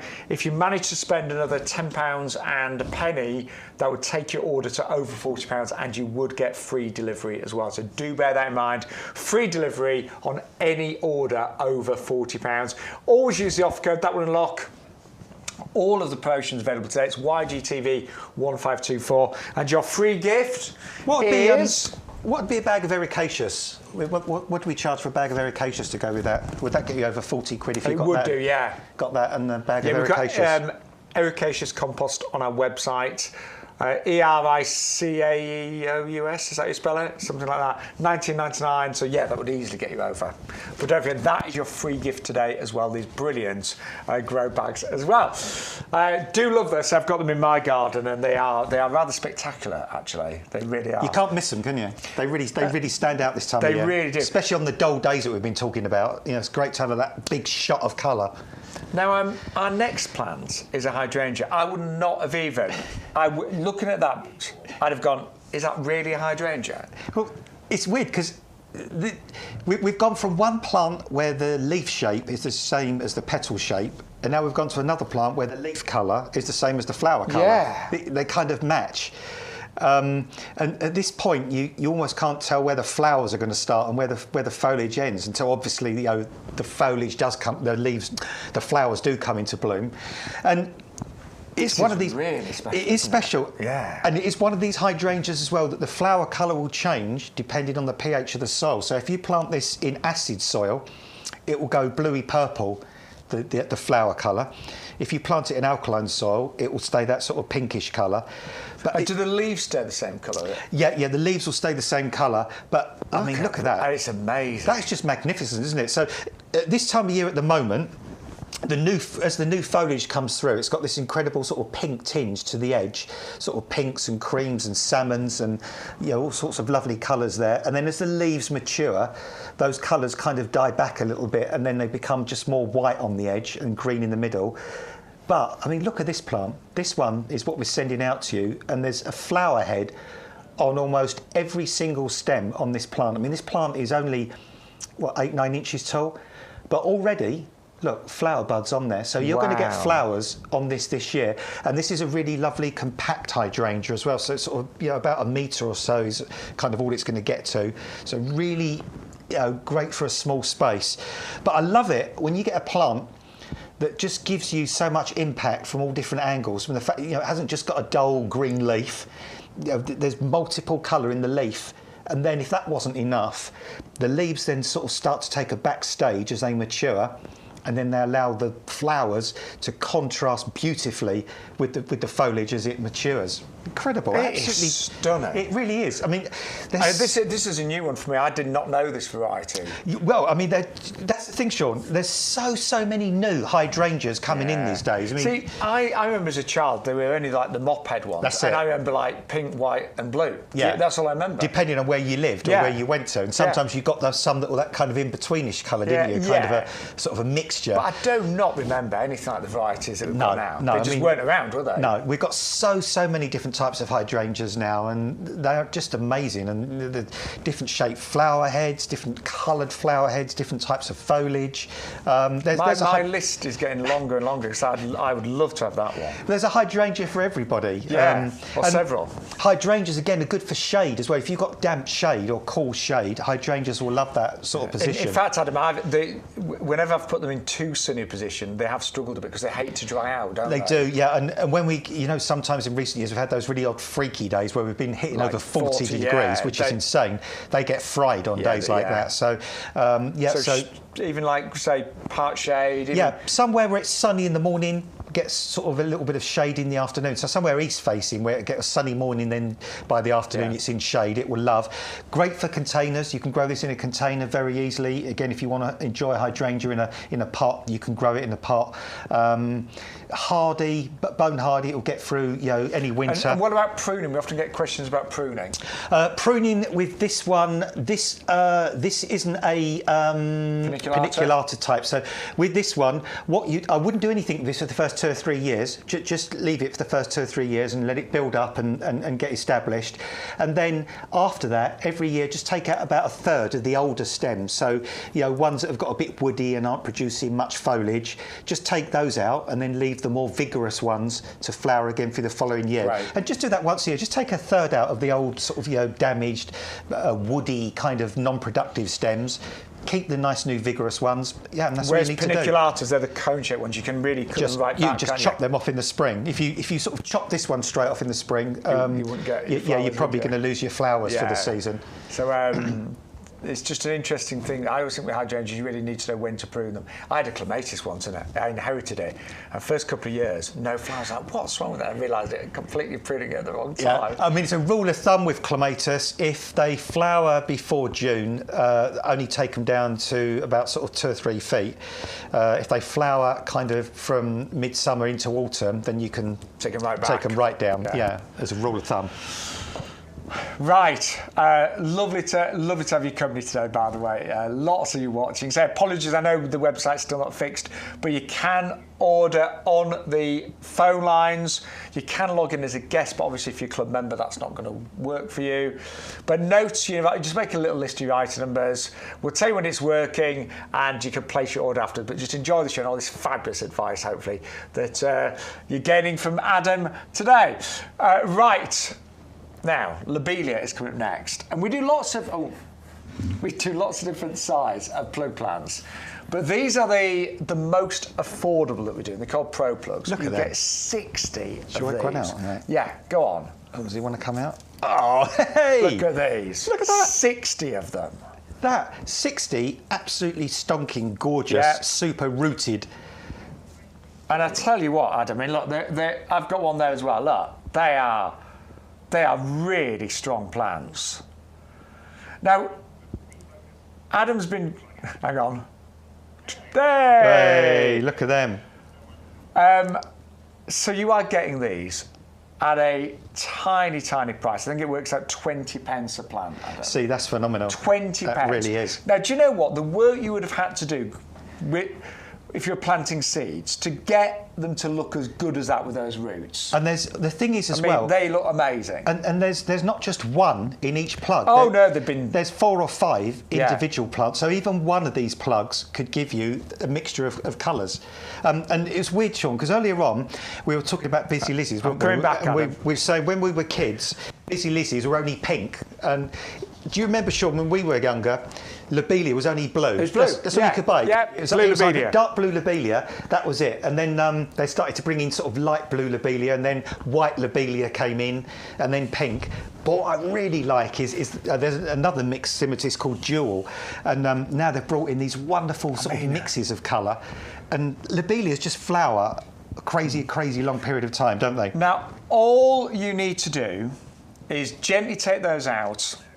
We squeeze those out. Sometimes I put a little stick underneath to just push it out. A little cocktail stick or something, can't you? Push them out with. And then take whatever pots you've got lying around, as Adam said, yoghurt pots.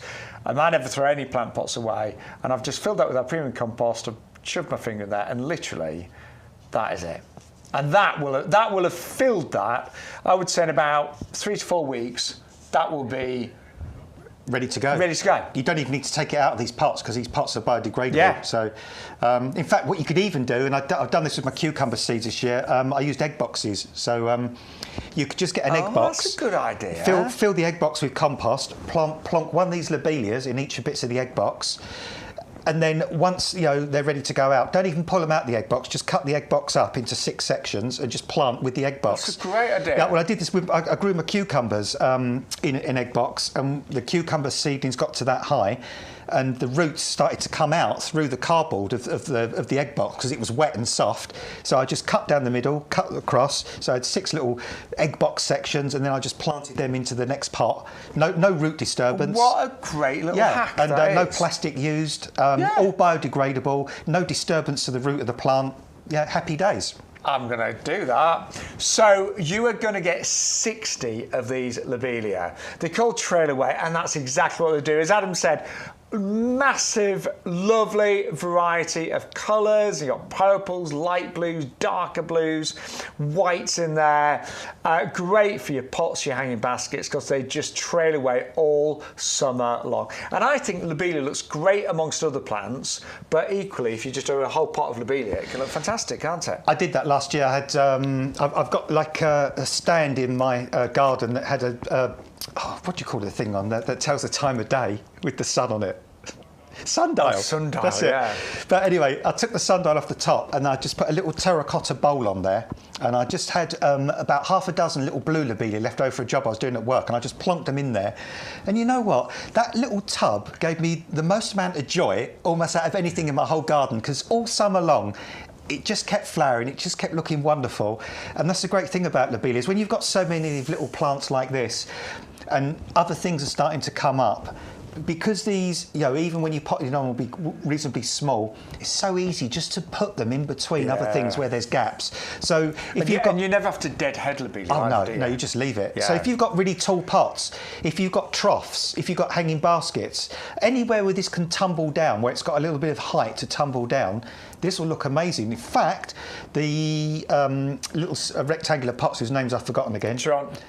Torinos, the Torino pots. Imagine if you got yourself 3 or 6 of these Torino pots, 3 either side of a flight of steps. Then you put the little lobelia plants in those, and then lobelia tumble down either side of the steps. That would look amazing, Shaun. It would look really good. And we are doing a buy one, get 2 free. So amazing on those. So you're giving it 3 for $3.99, which out, what's that, about £1.33 a pot.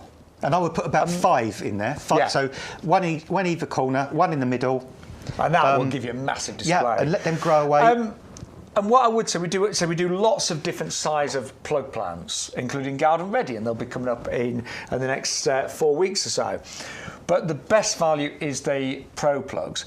And actually, I think it's that great bridge between growing your own seeds and buying fully ready plants to go in your garden, because there's only a little bit of work with these, but it's a lot easier than planting seeds. And I love sowing seeds, but it's all the thinning out.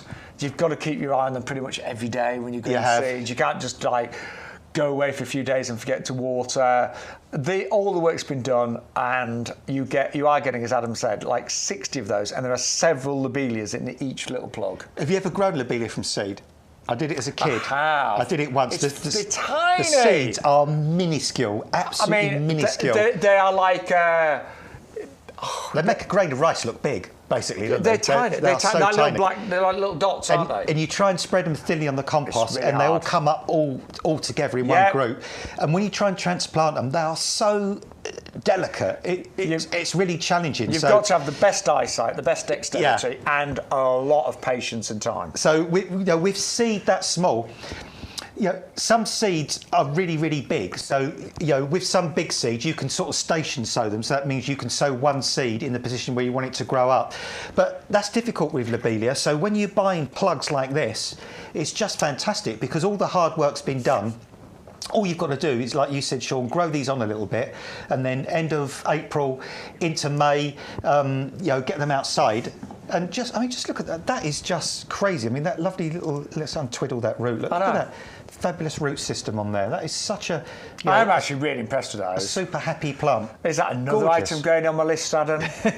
But, I mean, look at the colour. I mean, that's fabulous mix, Shaun. By the way, don't forget, we've got the details of the Torino planters on the screen for you. Buy one, use the code YGTV1524, and you're going to get another 2 absolutely free on those. You got that, can you, Adam? They go 1, 2, 3, hang on. I can't separate them now. There you go. There you go. So you get 3 of those. Might even be worth going for 6 or 9, but Adam's right, the lobelia would look absolutely fantastic. And I need to remember, Torino. I keep forgetting the name of these. Some just won't stick. It's all right. I want to call them Toronto today, I don't know why. So we're going to go back to my favourites. So lovely to be with each and every one of you today. You're with myself, Shaun Ryan, the wonderful Adam Woolcott, and you're watching, of course, YouGarden TV. We are back together, Adam and I, tomorrow from 10 o'clock to 1 o'clock. We've got loads of new items tomorrow. Bex has just taken a couple of days off, and she's not been on... Well, she's not been off work for a few days off herself for ages, has she? So she's doing a few things with the kids and the family. But I'm sure she... well, hopefully she won't be watching because she needs to just have a few days away. She's probably picked a good few days because tomorrow and Friday is going to be really warm, isn't it? Or warmish before it cools down again. So, yeah, good timing. But Bex and I are both back together on Sunday. And you've got a day off on Sunday, haven't you? It's my sister-in-law's 50th birthday, so we're going away for the weekend, the family, for weekend away for her birthday. Lovely. But apologies, I know we've had problems with the website this show. It's a first, actually. But... big audience, you're all jotting down your favourite item numbers, and there's no panic because everything we've got on the show we've got deep stocks of, so even if you order tonight, tomorrow, it's not going to be a problem, but just make sure you jot down your item numbers and obviously use that code. But you can order over the phone lines. But our email is working, so if you want to send some pictures, some messages to myself, Shaun Ryan, or Adam Woolcott, you can email the potting shed, ygtv@yougarden.com. Right, we're going to go back to some of the favourites, and I'm so delighted that you love the Geranium Stormcloud. Adam, I love hardy geraniums now. I've really got to appreciate them more and more. But this one is just so striking, isn't it? Yeah, it's got so many features, this, Shaun, isn't it? I mean, first of all, the leaf shape is gorgeous. Yeah. That incredibly kind of serrated, etched, kind of really, a fantastic, unusual leaf shape. Then you've got the leaf colour as well, that sort of dark colour on the leaf shape. And even the stems are nice. They've got that coppery colour stems, haven't they? So yeah. It's just a really unusual plant. And then, of course, to top it all, on these lovely, nice, stout stems, this explosion of, whoa, just divine purple flowers. Really lovely. Look at that. To me, it's a purpley blue, isn't it? Yeah, it is. And I know blue is actually one of the rarest colours in nature, isn't it? It is, yeah. And in UK gardens, it is a very rare colour. And this is, to me, it's like a bluey purple. It is absolutely absolutely gorgeous. And these couldn't be easier to grow. No, and lots of people are finding that about geraniums. Geraniums, I mean, you know, the hardy geranium family is vast. There's hundreds and hundreds of different varieties, but they've all got one thing in common. They're all very hardy. They're robust plants. They're plants that spread, and a great root system again on that as always. We're never disappointed with the root system.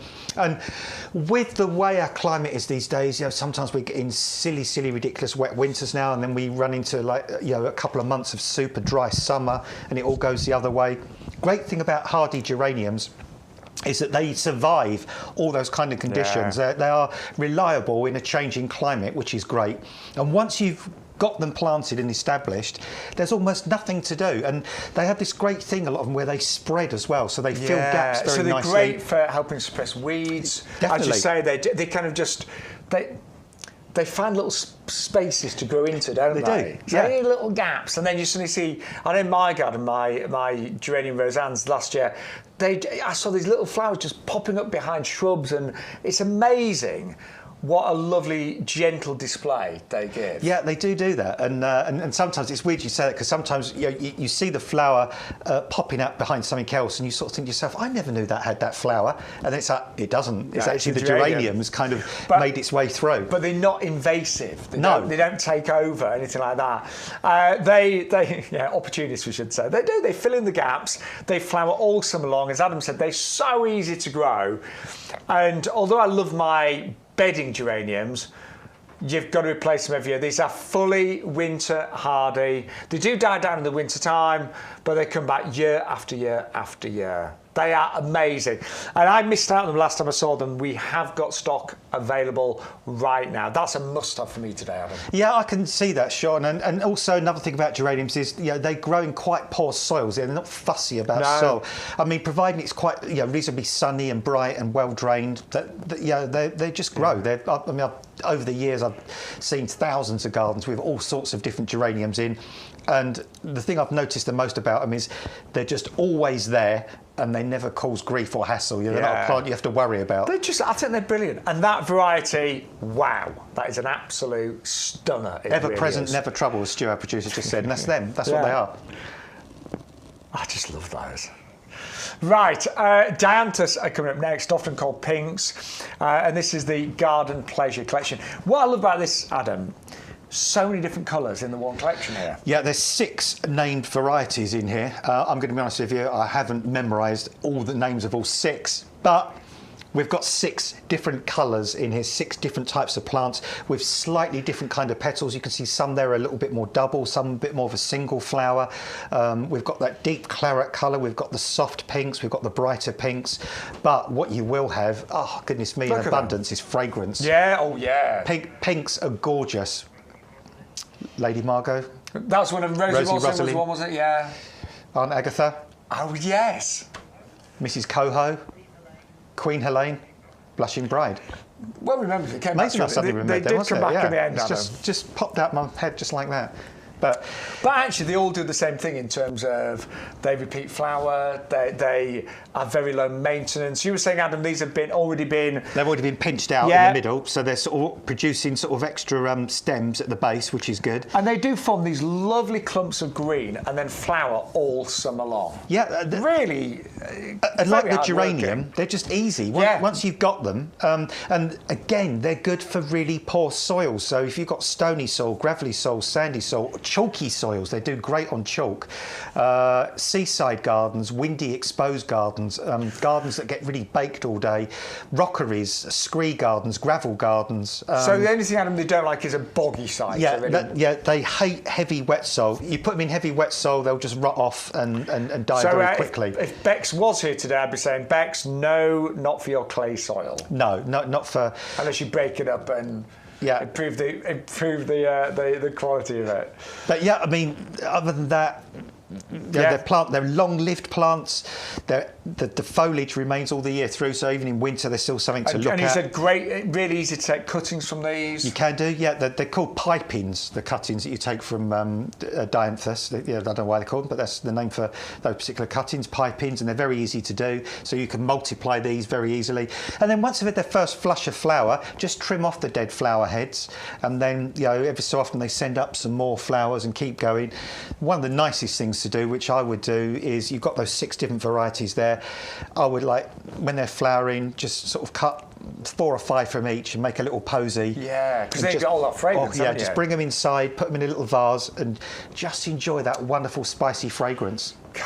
They're just amazing, and you get 12 for £10.49. Now, don't forget, we have got our beautiful Busy Lizzie, the Beacon variety. You get all 12 plug plants, and again, Busy Lizzies, my word, they are my favourite bedding plant. In fact, I think they are now the UK's favourite bedding plants. It doesn't surprise me because they certainly are here at YouGarden. Yeah, we were just talking a moment ago about the pinks, full sun, bake them to death and they don't care. Busy Lizzies, opposite end of the scale. If you've got shade, if you've got a really cool damp area, if you've got an area where other things struggle because there's not a high amount of light and you want colour, Busy Lizzies are brilliant for that sort of situation. So even if you've got maybe you want to do a hanging basket, but not facing perhaps. Yeah, they'd be absolutely superb. I mean, I do put them in sun and shade, but I must admit they don't like baking sun, do they? No, but I mean, if they are in sun, as long as you keep them well watered, they'll be fine. But I think the thing about them, Shaun, is once you planted them, they just walk away and leave them. And then,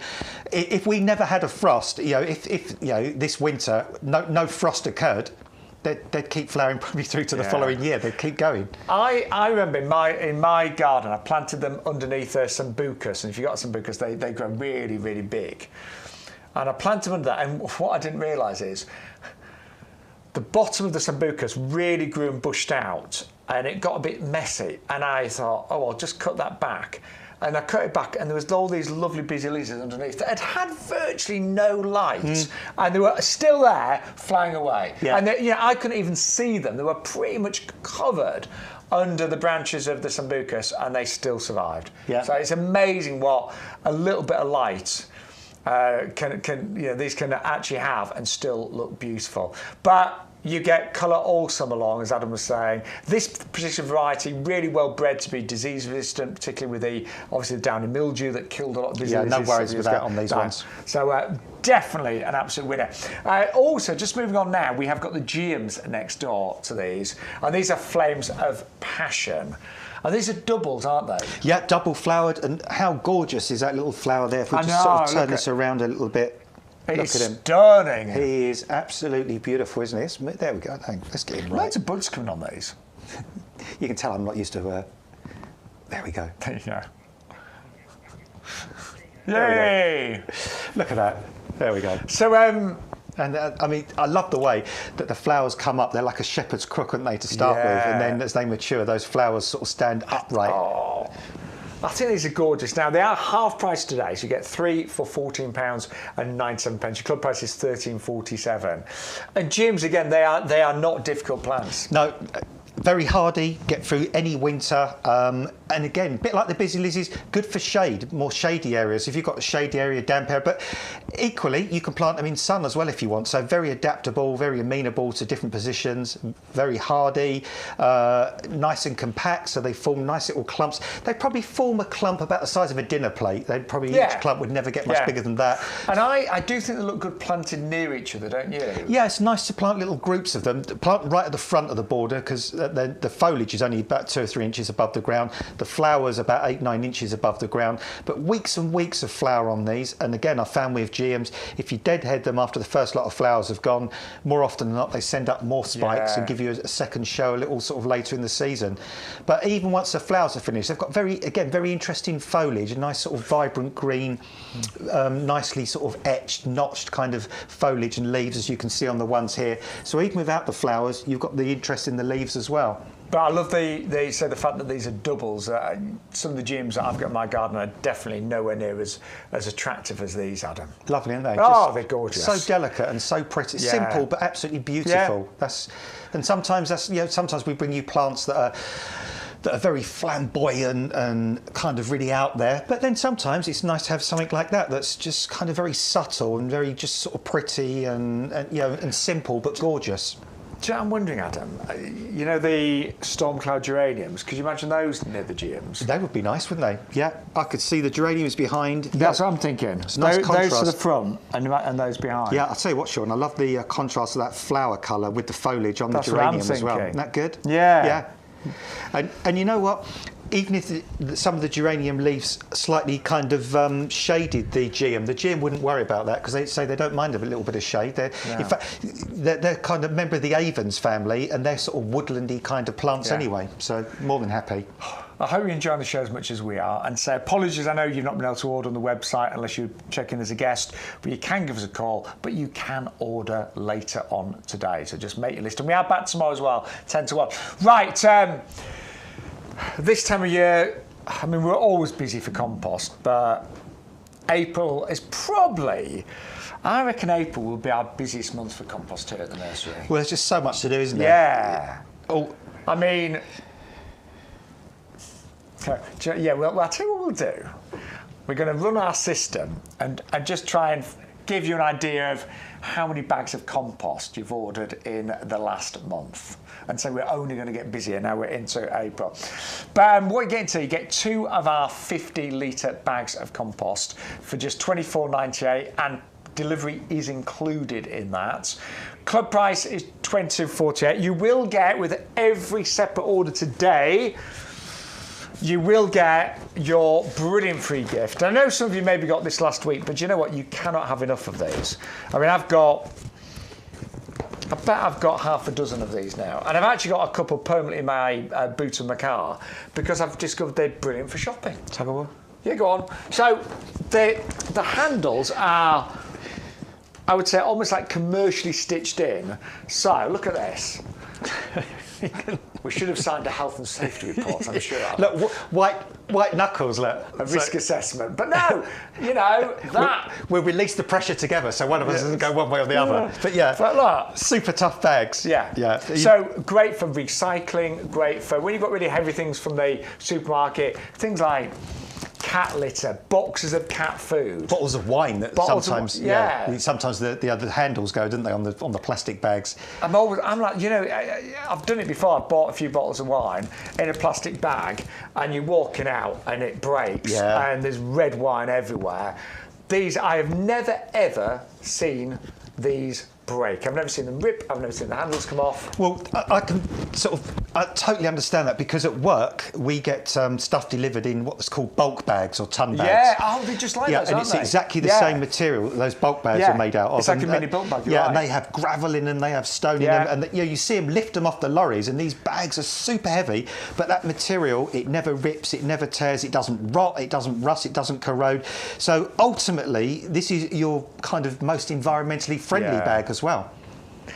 But it's actually a grow bag, so you can, it's got drainage holes. You can grow fruit trees, potatoes, raspberry canes, tomatoes, you name it. It's brilliant for growing in as well. So that's your freebie. But quickly talk about the compost. Do you know, just in the last week, 2,000 orders have gone through the compost. That's in the last week. Most of those have gone to a chap called Graham. If you think he's got a garage of about 10,000. It's not 10, but he's got a lot of bags. 2,000 orders in just the last week with our compost. So really quickly, it is, I think, what should give you absolute confidence in this is that it is the compost we actually use at the nursery. And we've got an 11-acre nursery, and we'll be making up tens of thousands of ready-made hanging baskets, potted roses.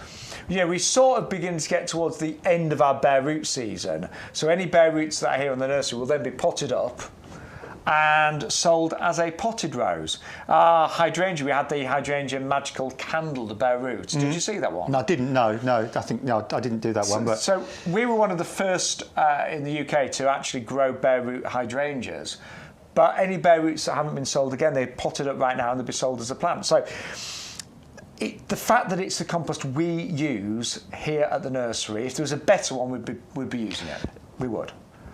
When you're growing plants commercially, you just can't take the risk of an inferior compost. And it's like this one. I mean, I've squeezed this into a bowl, And like some compost, when you open it in the bag, is like that, you know. Yeah. But even though I've compacted that and it took a lot of effort, all you've got to do, look, Shaun, you just give the slightest little caress to that, and look how beautifully that just falls apart. Just all the air that can penetrate through that, the water that can penetrate through that, and more importantly, if you're that tiny, tiny little seedling, you can get your root down in that really, really quick. One particular year, I used a soil-based seed compost, and I put all the seeds in, I watered it, and then the top of the soil went like a crust, like really hard, and almost none of the seeds came up because they couldn't break through. They couldn't get through the surface. I remember I once sowed seeds, and again, it wasn't this compost, and the moment I watered, all the seeds do it down one end. Yeah.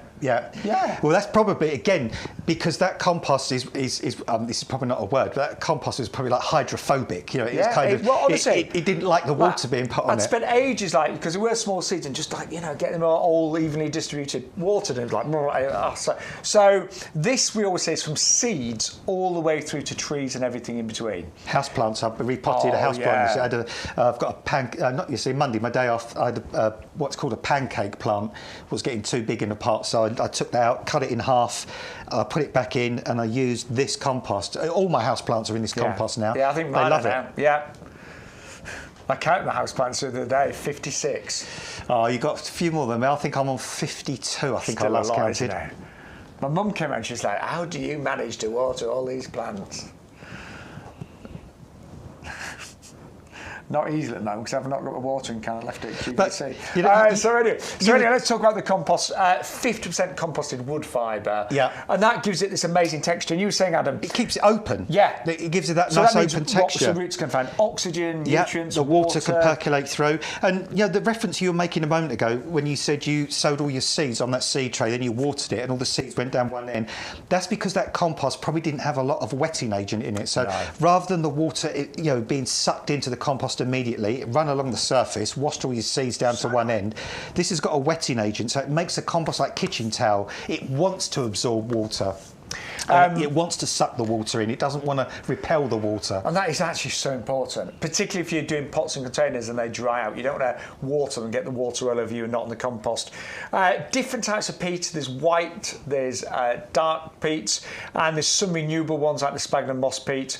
Now, obviously, we have to be environmentally conscious, so the quantity of peat has been reduced over the years, and we're now putting the minimum to give the maximum results. We also have the little green balls, the magic green balls. There you go. Tiny one. And these are throughout the compost, and this is a slow release fertiliser. And that really, it just means your plants are going to have that lovely food for up to 5 to 6 months. That's so important in the early years, isn't it? It is important, Shaun, because I was saying earlier on, seeds, when a seedling actually germinates, it's got energy provided within the seed just to keep it going for those first critical few days as it germinates. But then that food store runs out. Yeah. It needs more energy to keep growing, and when you've got a compost like this with that constant slow release source of energy and nutrient, it's going to keep that plant going. So it's going to go from a seed to a seedling to a bigger plant to a mature plant and be happy. And I was just thinking, like with a young baby, you would never dream of feeding a young baby once a day. Of course you wouldn't. As an adult, you can maybe survive on one meal a day to some degree. You shouldn't. You should always eat regularly. But yeah, to have that constant release of that food for young plants is invaluable, isn't it? It's critical because it means, at any point that plant isn't going to become hungry. It's not going to become stressed. So it's less likely to succumb to disease. It's less likely to be stunted. It's more likely to flower better, fruit better, have nicer vegetables, have more disease resistance, and just generally all round be a happy, healthy plant. So don't forget, if you get your order to over £40 today, you will get free postage. So get your compost in your basket, whatever plants you want as well, get your order to over £40 and you will get free delivery on absolutely everything. Right. We've had some questions about the tower pots. And we have one. Yes, we do. Right over here. So Roger says, could it put his buddleia in I'd have to say no on that one, to be no. honest. No, I don't. No, it wouldn't work for the. And that's going to be. I think that's going to be too small as well. Yeah. No, this particular buddleia wouldn't work. There are. I don't think we've got them on the website. But what was those really tiny buddleias? What we used to do a few years ago. They might be right in here, but this one, the tricolor, wouldn't. No, wouldn't too work. Big. Yeah. And can you mix the sweet peas up with the clematis and towel? I'm going to say yes to that. Yeah, definitely. Yeah. I'd go for that. I love that idea. That's a definite. Yeah. I think that's good because sometimes, well, they really. I think they complement each other beautifully. But sometimes the clematis, you might stop flowering, depends on which variety, but your sweet peas are going to work with that beautifully, aren't they? Just keep going. Yeah, definitely. Yeah, I like that idea. Yeah. Right, so this is a tower pot, by the way. £24.99, but you can get two for £39.98. And I just love this. It's been one of our best sellers for years. And I think normally we have a pot and a trellis, don't we? And you've got to shove it against the wall. But with this, you've got 360-degree visibility. So if you've got this in the centre of a patio, you can enjoy whatever you're growing here. Sweet peas, clematis, wisteria, amethyst falls that we're looking at right now, that belongs to our lovely Bex. That, when that flowers, will be covered, and that will be something you can enjoy from any single angle whatsoever. Now the tower pot itself, it comes in 4 different sections. You get the pot and you get 3 sections of the actual trellis part of it. So at the end of the winter, say if you're going sweet peas and you don't want to grow anything up there in the winter time, the whole thing can be stored away as well. It's UV resistant, it's frost proof, it's got this lovely kind of aged look to it. But anything that you want that climbs can grow up here. So we've talked about sweet peas, clematis. Those were petunias. Although petunias trail, because you can get your hand through here, you could actually get them to grip and to go up there, couldn't you? That'd be absolutely fine. And what the great thing about it is it's lightweight as well, this as well. So if you want to move it about, if you've got a rooftop garden, if you've got a balcony and you can't have too heavier things. And another great thing I like about it, Shaun, as well, is some things that you buy to support plants are ugly. In a word. They are. And all you want to do is cover it up. And sometimes some of the support things for plants are quite sparse. So you see this poor plant, trying to find something to grip onto. It's blowing around in the wind. And then in the end, you've got to go out and tie it to the support structure. This has got so much surface, so many surfaces for those plants to grip. So if you're a little honeysuckle, if you're a clematis, if you're a sweet pea, then any stage you've got a surface you can grip onto. So that means that plant is going to be really securely fixed to this. So you're going to get that all-round colour. That's sometimes a really good point. You see some plant supports and the plant's just gone up one side of it because it can't get onto the next bit. Any climber is going to really kind of colonise the whole of this really easily, and then you've got that 360 degree of colour that you can move around. I tell you what, we had on the show the other week, we had some, I call them black-eyed Susan, Thunbergia. Yeah, the Thunbergias. Oh, you say Bergia. Yeah, Thunbergia. So I know them as Black-eyed Susan, but they'd grow brilliant up they would. Yeah. Look at those. Those they would absolutely love this. In fact, you could even perhaps try things like runner beans. You could grow runner beans in this, or peas. Regular peas, not just sweet peas. Edible peas. Yeah, they would work in this. The great thing is, once you bought this, you've got it hopefully for many years, decades, if not a lifetime, and you can grow different things up every single year. And if you double up today, we have got an amazing deal, 2 of these for £39.98. But they are brilliant, one of our top sellers, one of our highest rated as well. And actually 2 of those and one other item would get you over £40, so you get your free postage as well. Brilliant. Don't forget, if you are spending less than £40, your P&P is capped at £6.99 per order. But any order over £40, you should get free delivery on it. Now, we have got, this time of year, we've got lots of different plug plants on our website. And not just lots of varieties, but lots of different sizes as well. And what we've been doing, myself and Bex and Peter, and we'll have to get you doing some as well, Adam, we've been doing some online content just to help. So when you're looking at plants, I mean, a lot of people like to read and things like that, but we are trying to do little videos. So you can actually think, oh, what does that plant do? Where do I need to put it? We are doing little online videos just to help you. And we have got one that I did the other week, just about plug plants and the different sizes. So have a look at this, and we'll be back with more live plants in a few minutes' time. Hello there. Well, we've got different types of plug plants at YouGarden, different price points, different sizes. So I'm just here to really help you decide which ones you need and also to explain how easy it is to plant them up. So the most affordable that we do are called Pro Plugs. They normally come in trays of 40. They are the best value and tend to be the smallest, but a little bit of growing, and they will be absolutely fantastic. The next ones that we've got here are the plug plants, and these are a medium size. They don't need as much growing up, just a little bit, and they normally come in quantities of 6. And then finally, we've got the garden ready, and they're exactly that. They're ready to go straight in your garden or your pots and containers, and they come in quantities of 10. Now I'm going to start with the Pro Plugs, but before I do, all plug plants will need a little drink when you first get them home. Bear in mind, they'll have been in the post for maybe a couple of days in transit. So literally just take them out, pop them in a bowl of water, give them, don't leave them there for hours and hours, just 10, 15 minutes, you'll be absolutely fine. And that just rehydrates them after their little journey. So these are the Pro Plugs. And what I'm going to suggest with these is growing them on in things like our windowsill propagator kit. These are ideal, and if you don't have a greenhouse, you can literally pop these on any windowsill in your home. And what I've done, I've taken one of the trays out. I've already potted 4 up here, so I'm just going to do the other 2. And I found the easiest way of getting these out, you can squeeze them out. But what I tend to do is give them just a gentle squeeze, but better still, I've just got a stick here. And can you see there's a little hole in the bottom of all of these for drainage? Just push that and look, the plug comes out really easily. And that way, you're not going to damage any of those delicate leaves, because obviously it is a young baby plant. So I'm just going to take out one more like that. And then I don't use anything fancy. I use my finger, make a little hole there and there, and then gently just pop that in and just firm it around ever so slightly. And then I'll give it all a good water as well. And then I'm going to just pop that in the propagator. In that goes. And you'd repeat.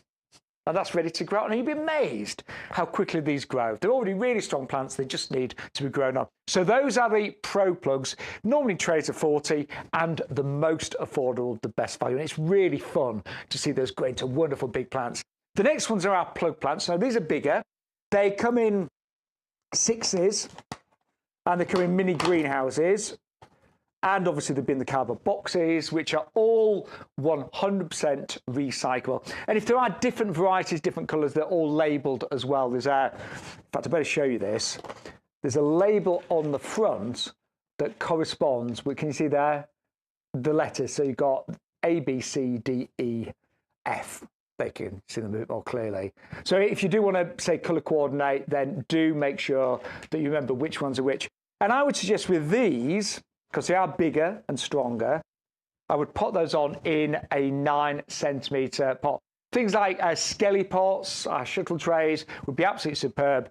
And again, I'm going to use 2 fingers this time, make a nice hole for that, and then gently just pop that in and firm it round a little bit, and then give it a good water. So those are the next size of plugs. And then the final ones are what we call garden ready. And they are exactly that. They're ready to go straight in your garden. You can see here, really strong plants, really good root systems.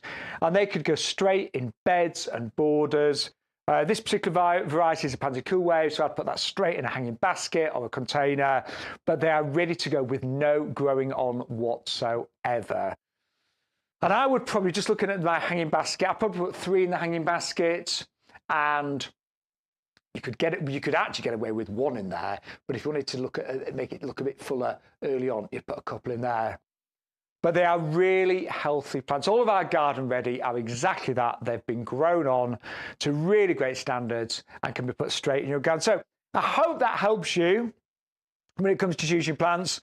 Personally speaking, I tend to buy a mixture of all of these. So sometimes I'm on a budget and I'll go for the Pro Plugs. Sometimes I just want instant colour and I'll go for the garden ready. But whatever you go for, they're great quality. They all arrive in really fantastic recyclable packaging, safely and securely. And I know they're going to give you so much fun and pleasure in your garden. So that's just a little online video that I'll start again. I'll be honest, right, here we go. I just went for call of nature during that clip, so just turn the microphone off. back on now. Sensible mood, nobody wanted to hear that. But that was a little clip we did recently, and so there's more and more online videos. Just give you a bit extra when you're trying to choose your plants. It gives people that just extra bit of confidence, doesn't it? Because if you're in the industry, you know. If you know, you know. But if you don't, you don't. So sometimes it's good to just get clued up on that. Yeah, absolutely. Right. This is rather beautiful, isn't it? This is Chenomalies, or flowering quince, and it's just a brilliant plant for awkward areas in the garden, and also it's quite defensive as well. It's a good security plant because it's quite spiny. Yeah. But if you want a shrub, if you want shrubs, if you want colour, but you want it in a damp, cool area, north-facing part of the garden, the part of the garden where other shrubs might struggle, this plant will do that for you. And at this value, it's quite crazy, ridiculous, because I can see this in the garden centre being $9.99. Anything up to $12.99. Even some garden centres charge it. Well, some garden centres I can think of, I'm not going to name them, almost seem to sell all shrubs now at about 15 quid. I know the one you mean, basic. I think, yeah. Yeah, you just said it's stupid, I'm I not must repeating admit, I have found, and I do look at garden centres and the big stores. I think it's part of my job, and you're the same here. And also, sometimes I will be buying other things, like a hose pipe. I need a new hose pipe. But plants have definitely got a lot more expensive, haven't they? They have. I mean, just really one have. crazy example. I remember some weeks back we were doing a shrub called Edgeworthia, and I think we were doing it for $29.99 or something. And then I went to a certain garden centre the following weekend because my sister-in-law had come down to stay, and they had the same one for $99.99. And I was just like, you are having a laugh. Yeah. So $7.99 for this, and it is an absolute beauty. We definitely had one of these as a child, I remember. Yeah, it's kind of weird because these have made a comeback. Because again, going back to our childhood times, you only ever saw these in red. Now there's orange, there's white, there's pinkish coloured ones. There's lots of different colours. Yeah, ours was red, definitely. Yeah, and these are great as well because a bit like the Dicentra we've been talking about, this is a plant that's going to bring you colour right at the end of winter, right into the start of spring. So when you desperately want that colour, when you want that burst of light and brightness and cheerfulness, Chenomalies will do that for you. And once the shrub is matured, it kind of has sort of quite a sort of a wiry kind of loose habit to it, and it grows more kind of sideways than upwards. So it's quite a nice spreading plant. It will grow in really poor soil. It will grow in quite windy, cold, shady positions. It's really, really tough. This is a tough plant that will get through any winter. It will get through any summer. It will take any amount of frost or snow. It's one of those kind of indestructible kind of plants. And it's a shrub that once you planted it, it will habitate that space for 10, 15, 20, 30, 40 years. But it will never get too huge or overtake. It has wonderful glossy foliage all the way through the summer, which turns lovely colours in the autumn. Yeah, I remember that. Really good colour. And if you want a plant for a bit of security, perhaps under a window, or you've got an area where people are sort of cutting through and it's really annoying you, this is also quite a spiny plant as well. So it's a sort of plant that once somebody tries to walk through it or damage it, they won't do it again. They won't do it a second time. But then, of course, at the end of the winter, you see these sort of pole-shaped or pole-sized buds starting to develop all the way up the stems, and then they pop open and you just get this explosion of really gorgeous bloom. And that's not the end of it either, because they actually form little fruit, little flowering quince, and they're like almost little miniature pear-shaped yellow fruit. If you're adventurous, you can actually make jellies and jams out of these, but I quite like to just leave them on. But you don't eat them raw? No, you wouldn't want to. But they just look great, ornamental, just left on the actual shrub itself. They're actually really attractive. It's gorgeous, and that's why it's called ornamental quince. Yeah, and it's just a really great all-rounder. It's such a rewarding plant, but it's just so tough and so undemanding. It really is. And what a great price. So just £7.99, saving £5 on our usual price. Right, I tell you what, we've still got those gorgeous petunias, haven't we? Yep, the Picotee. Oh. We've moved them from one end of the table to the other. Yes, definitely buying these, and they are actually on a double up deal today. So 6 for $9.99, 12 for, of course, $14.98. But they're absolutely stunning. stunning, aren't they? Look at the root system on that. I mean, that is phenomenal, Shaun. You know, this is a plug plant, but oh my goodness me, look at it. I mean, from root to tip, this is just a stonking plant that is going to grow away so quickly, establish so quickly. It's already multi-stemmed. And the colour mix on this is just phenomenal. So when I walked in today, because when we come in, we have all our picture cards in a box. And when we were flicking through, and I saw this, and I thought, whoa, this is going to be a favourite today. This is so, so colourful. And it's one of the Sophinia type of petunias. So been around for over 30 years, still as popular as ever. Huge amounts of trailing on this as well, thousands of flowers, sort of subtle fragrance as well, easy to look after, and just months and months of fabulous, gorgeous, beautiful colour. I mean, I just think they are mesmerising, aren't they? Really are. Yeah. They're one of the most beautiful petunias I've ever seen. So we have got a double up deal. So it's 6 for £9.99 or 12 for £14.98. And as Adam and I was saying, it's just so wonderful when people come and look around your garden and they stop and go, oh, what's that? Look at that. Yeah. And it's like you said earlier on, Shaun, you think Sophinia, you think pink, you think purple, you think white, solid colour, which are spectacular and have been forever. But then when you see these, it's like, whoa, we've gone up another level here. Yeah. We've really gone up another level. 401 555 is your item number. Now, the Dicentra is next. And I loved what you said about these in terms of them bridging the gap with our perennials. They're great because when we get to this time of year, initially we have all the bulbs, don't we? So we start off with the snowdrops, then we have the daffodils, and we have the tulips and the hyacinths and the crocuses. So we're getting our colour fix right at the end of winter, and it's great for a while, and then of course the bulbs go over, don't they? Die off. And then our bedding plants are not ready yet. No, and the perennials are only just starting to push through, so we have that gap, don't we? We've got to try and wait for the next lot of colour. This is one of those perennials that actually flowers really, really early in the season. Like now, you can see it flowering. The ones in front of us are flowering now.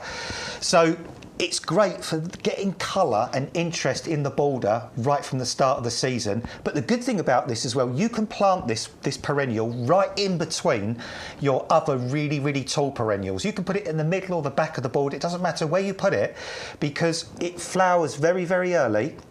It will keep going till about sort of end of May, June time. And then by the end of June, it just starts to turn yellow. It'll die down. It'll disappear. You'll forget it's there. But it doesn't matter because at that point, all the other perennials, your lupins, your delphiniums, they've all grown up like crazy and now filled the gap. And you'll forget about that till next spring, and you'll go out next spring and you'll think, what's those little shoots coming up? What was that? And then you'll suddenly remember, that was my white Dicentra. And it will just give you that period of joy and interest and colour before all your other perennials do the same for you later in the season. Now, don't forget, to get the amazing triplet deal, you need to put 3 in your basket. Use the code, which is YGTV1524, and you'll get your free gift and you get all the discounts. And you end up getting 3 of those for £12.98. That is amazing value. And so I know we've had a problem with our website, the show, but you can order after. Just make your list. It should be working. It's taken a bit longer than we thought, but it should be working this evening. So do try the website this evening. Or at the end of the show, if you just want to place your order via the phone lines, the number's there, 0844 502 0050. Sometimes it's nice to have a chat, isn't it? Did somebody get them wet? I don't know. And they've all come to life now, those gremlins. Who knows? Who knows? Who knows? Maybe. Right, honeyberry. Best ever price that we've done on this. £9.99 or 2 for £14.98. So I got a little crop last year, my first year, and I have to say it was the most delicious fruit. You didn't get a crop last year, but you get a crop this year. We will, because ours is in the front garden. It's flowering its socks off. It's smothered in these little honeysuckle type flowers, which are sort of a yellowy orange colour. Really sweet little flowers, actually. So I'm so looking forward to fruit on this year.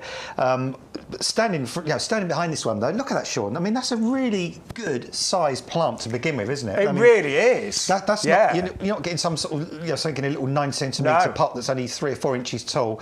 This is a really good plant from the outset. And again, it's one of those plants that's multifaceted because you get the flowers in the spring, which are nice. Then you get the fruit, which I've not tried, but I hope to try this year. Look at the colour of it as well. I mean, that would look brilliant in a fruit salad or in a yoghurt. Yeah, or just on your muesli or whatever you see in the morning. Yeah, imagine having friends around later in the summer and you sort of make them a fruit salad or a pavlova, putting those in a pavlova. Yeah. And people say, what's that? And you say, don't ask, just try. Tell me what you give it a go. I'll be honest, mine never made it inside. I just picked them straight off and was eating them. But I only had a small crop in the first year, and do not expect a lot first year. But second, third year, you can get bumper crops on these. But not only are the fruits delicious, they are extremely nutritious. Dark-skinned fruits tend to be very high in antioxidants, and this is one of the best. Yeah, it really is. It's like a super fruit, isn't it? Kind of almost, really. But it would be funny, you get somebody to eat the fruit, you don't tell them what it is, and then when they sort of say to you, wow, that's really nice, and you say, what you've eaten? You've just eaten some honeysuckle. They'll be like, what, really? Yeah. Yeah, it's a honeysuckle. Now, do you support yours, Adam? Have you had to support yours? I haven't so far. No, I haven't. I mean... Mine's got, well, I'll be honest, mine does have the original cane in it, but it seems quite self-supporting. Yeah, mine looks like it's going to be quite woody, but you might find when it matures a bit, it might need something to kind of just one of those little, what am I thinking, obelisks, one of those little obelisks or something, just to give it a little bit of support, or you could just put a few bamboo canes in between it. But I'm surprised mine's quite a bit bigger than this, and I assume because it's from the honeysuckle family, it might need a bit of support, but it hasn't so far. Yeah, really. I mean, you do get shrubby honeysuckles as well, which again flower this time of year, and they've got that super fragrance, and they self-support as well. And I think this probably is going to self-support. Looking at the thickness of those stems down there, it will be kind of a loose kind of shrub, sort of kind of move with the wind. But when you get bowls and bowls of these fruit, like, in the years to come, and I think it will be a fruit you're going to see more and more of. And then just staying fruity, don't forget we have got kiwi available for you right now. This is called Jenny. Double up deal on this as well, $9.99, or you can double up 2 for $14.99. And yes, you can grow kiwi in the UK. I mean, that blows my mind. And you actually had kiwi in your last garden, but it wasn't really in the right position, but you still got fruit, didn't you? Yeah, it didn't get to the point of being edible because unfortunately it was on the north-facing fence, and I only bought it really to just for the foliage, just to cover the fence, because I went to a garden centre, I saw it, I loved the leaves, and I thought I'm going to give that plant a go. And I saw it. Because the leaves, when you actually touch these, they are furry like a kiwi. Yeah, well, the thing is, it's called actinidia. Now, I've got another actinidia in my garden, actinidia colomicta, and that is an ornamental type of actinidia that doesn't fruit. You might have seen it. It's one that has all the different colours on the leaves. The leaves can be white and pink and yellow at the same time.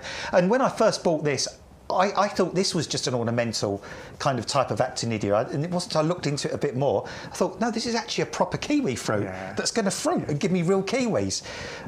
So grow it on a south-facing wall, and you will get your own kiwis. I love that idea, don't you? We are nearly out of time. Don't forget, finally, we have got the Petunia Patriotic Mix. No need to guess the colours. Yes, red, white and blue, of course, on these. And you get 12 plug plants for £11.99. We're out of time now. So apologies, the website should be running tonight. So apologies if you can order today using your usual accounts. But we will be back live tomorrow with some of your favourites and some brand new plants from 10 to 1. And fingers crossed the website should be fine and dandy this evening, so you can place your orders then. Adam, it was an absolute pleasure. Cheers, Sean, enjoyed it. Good to see you. Lovely nice plans. to work with you again. It was lovely. Nice to work with you. And I have got a very long list. But I'll be placing mine online tonight when that website's fixed. Your postman's going to need an extra wagon, isn't he, to bring all your plants? Absolutely. So many good plants. From myself, Sean Ryan, and the wonderful Adam Wilcott, we'll be back in the potting shed tomorrow morning at 10 o'clock there. Thank you so much. That was a wonderful show, and we'll do it all tomorrow again with lots of brand new plants. Take care.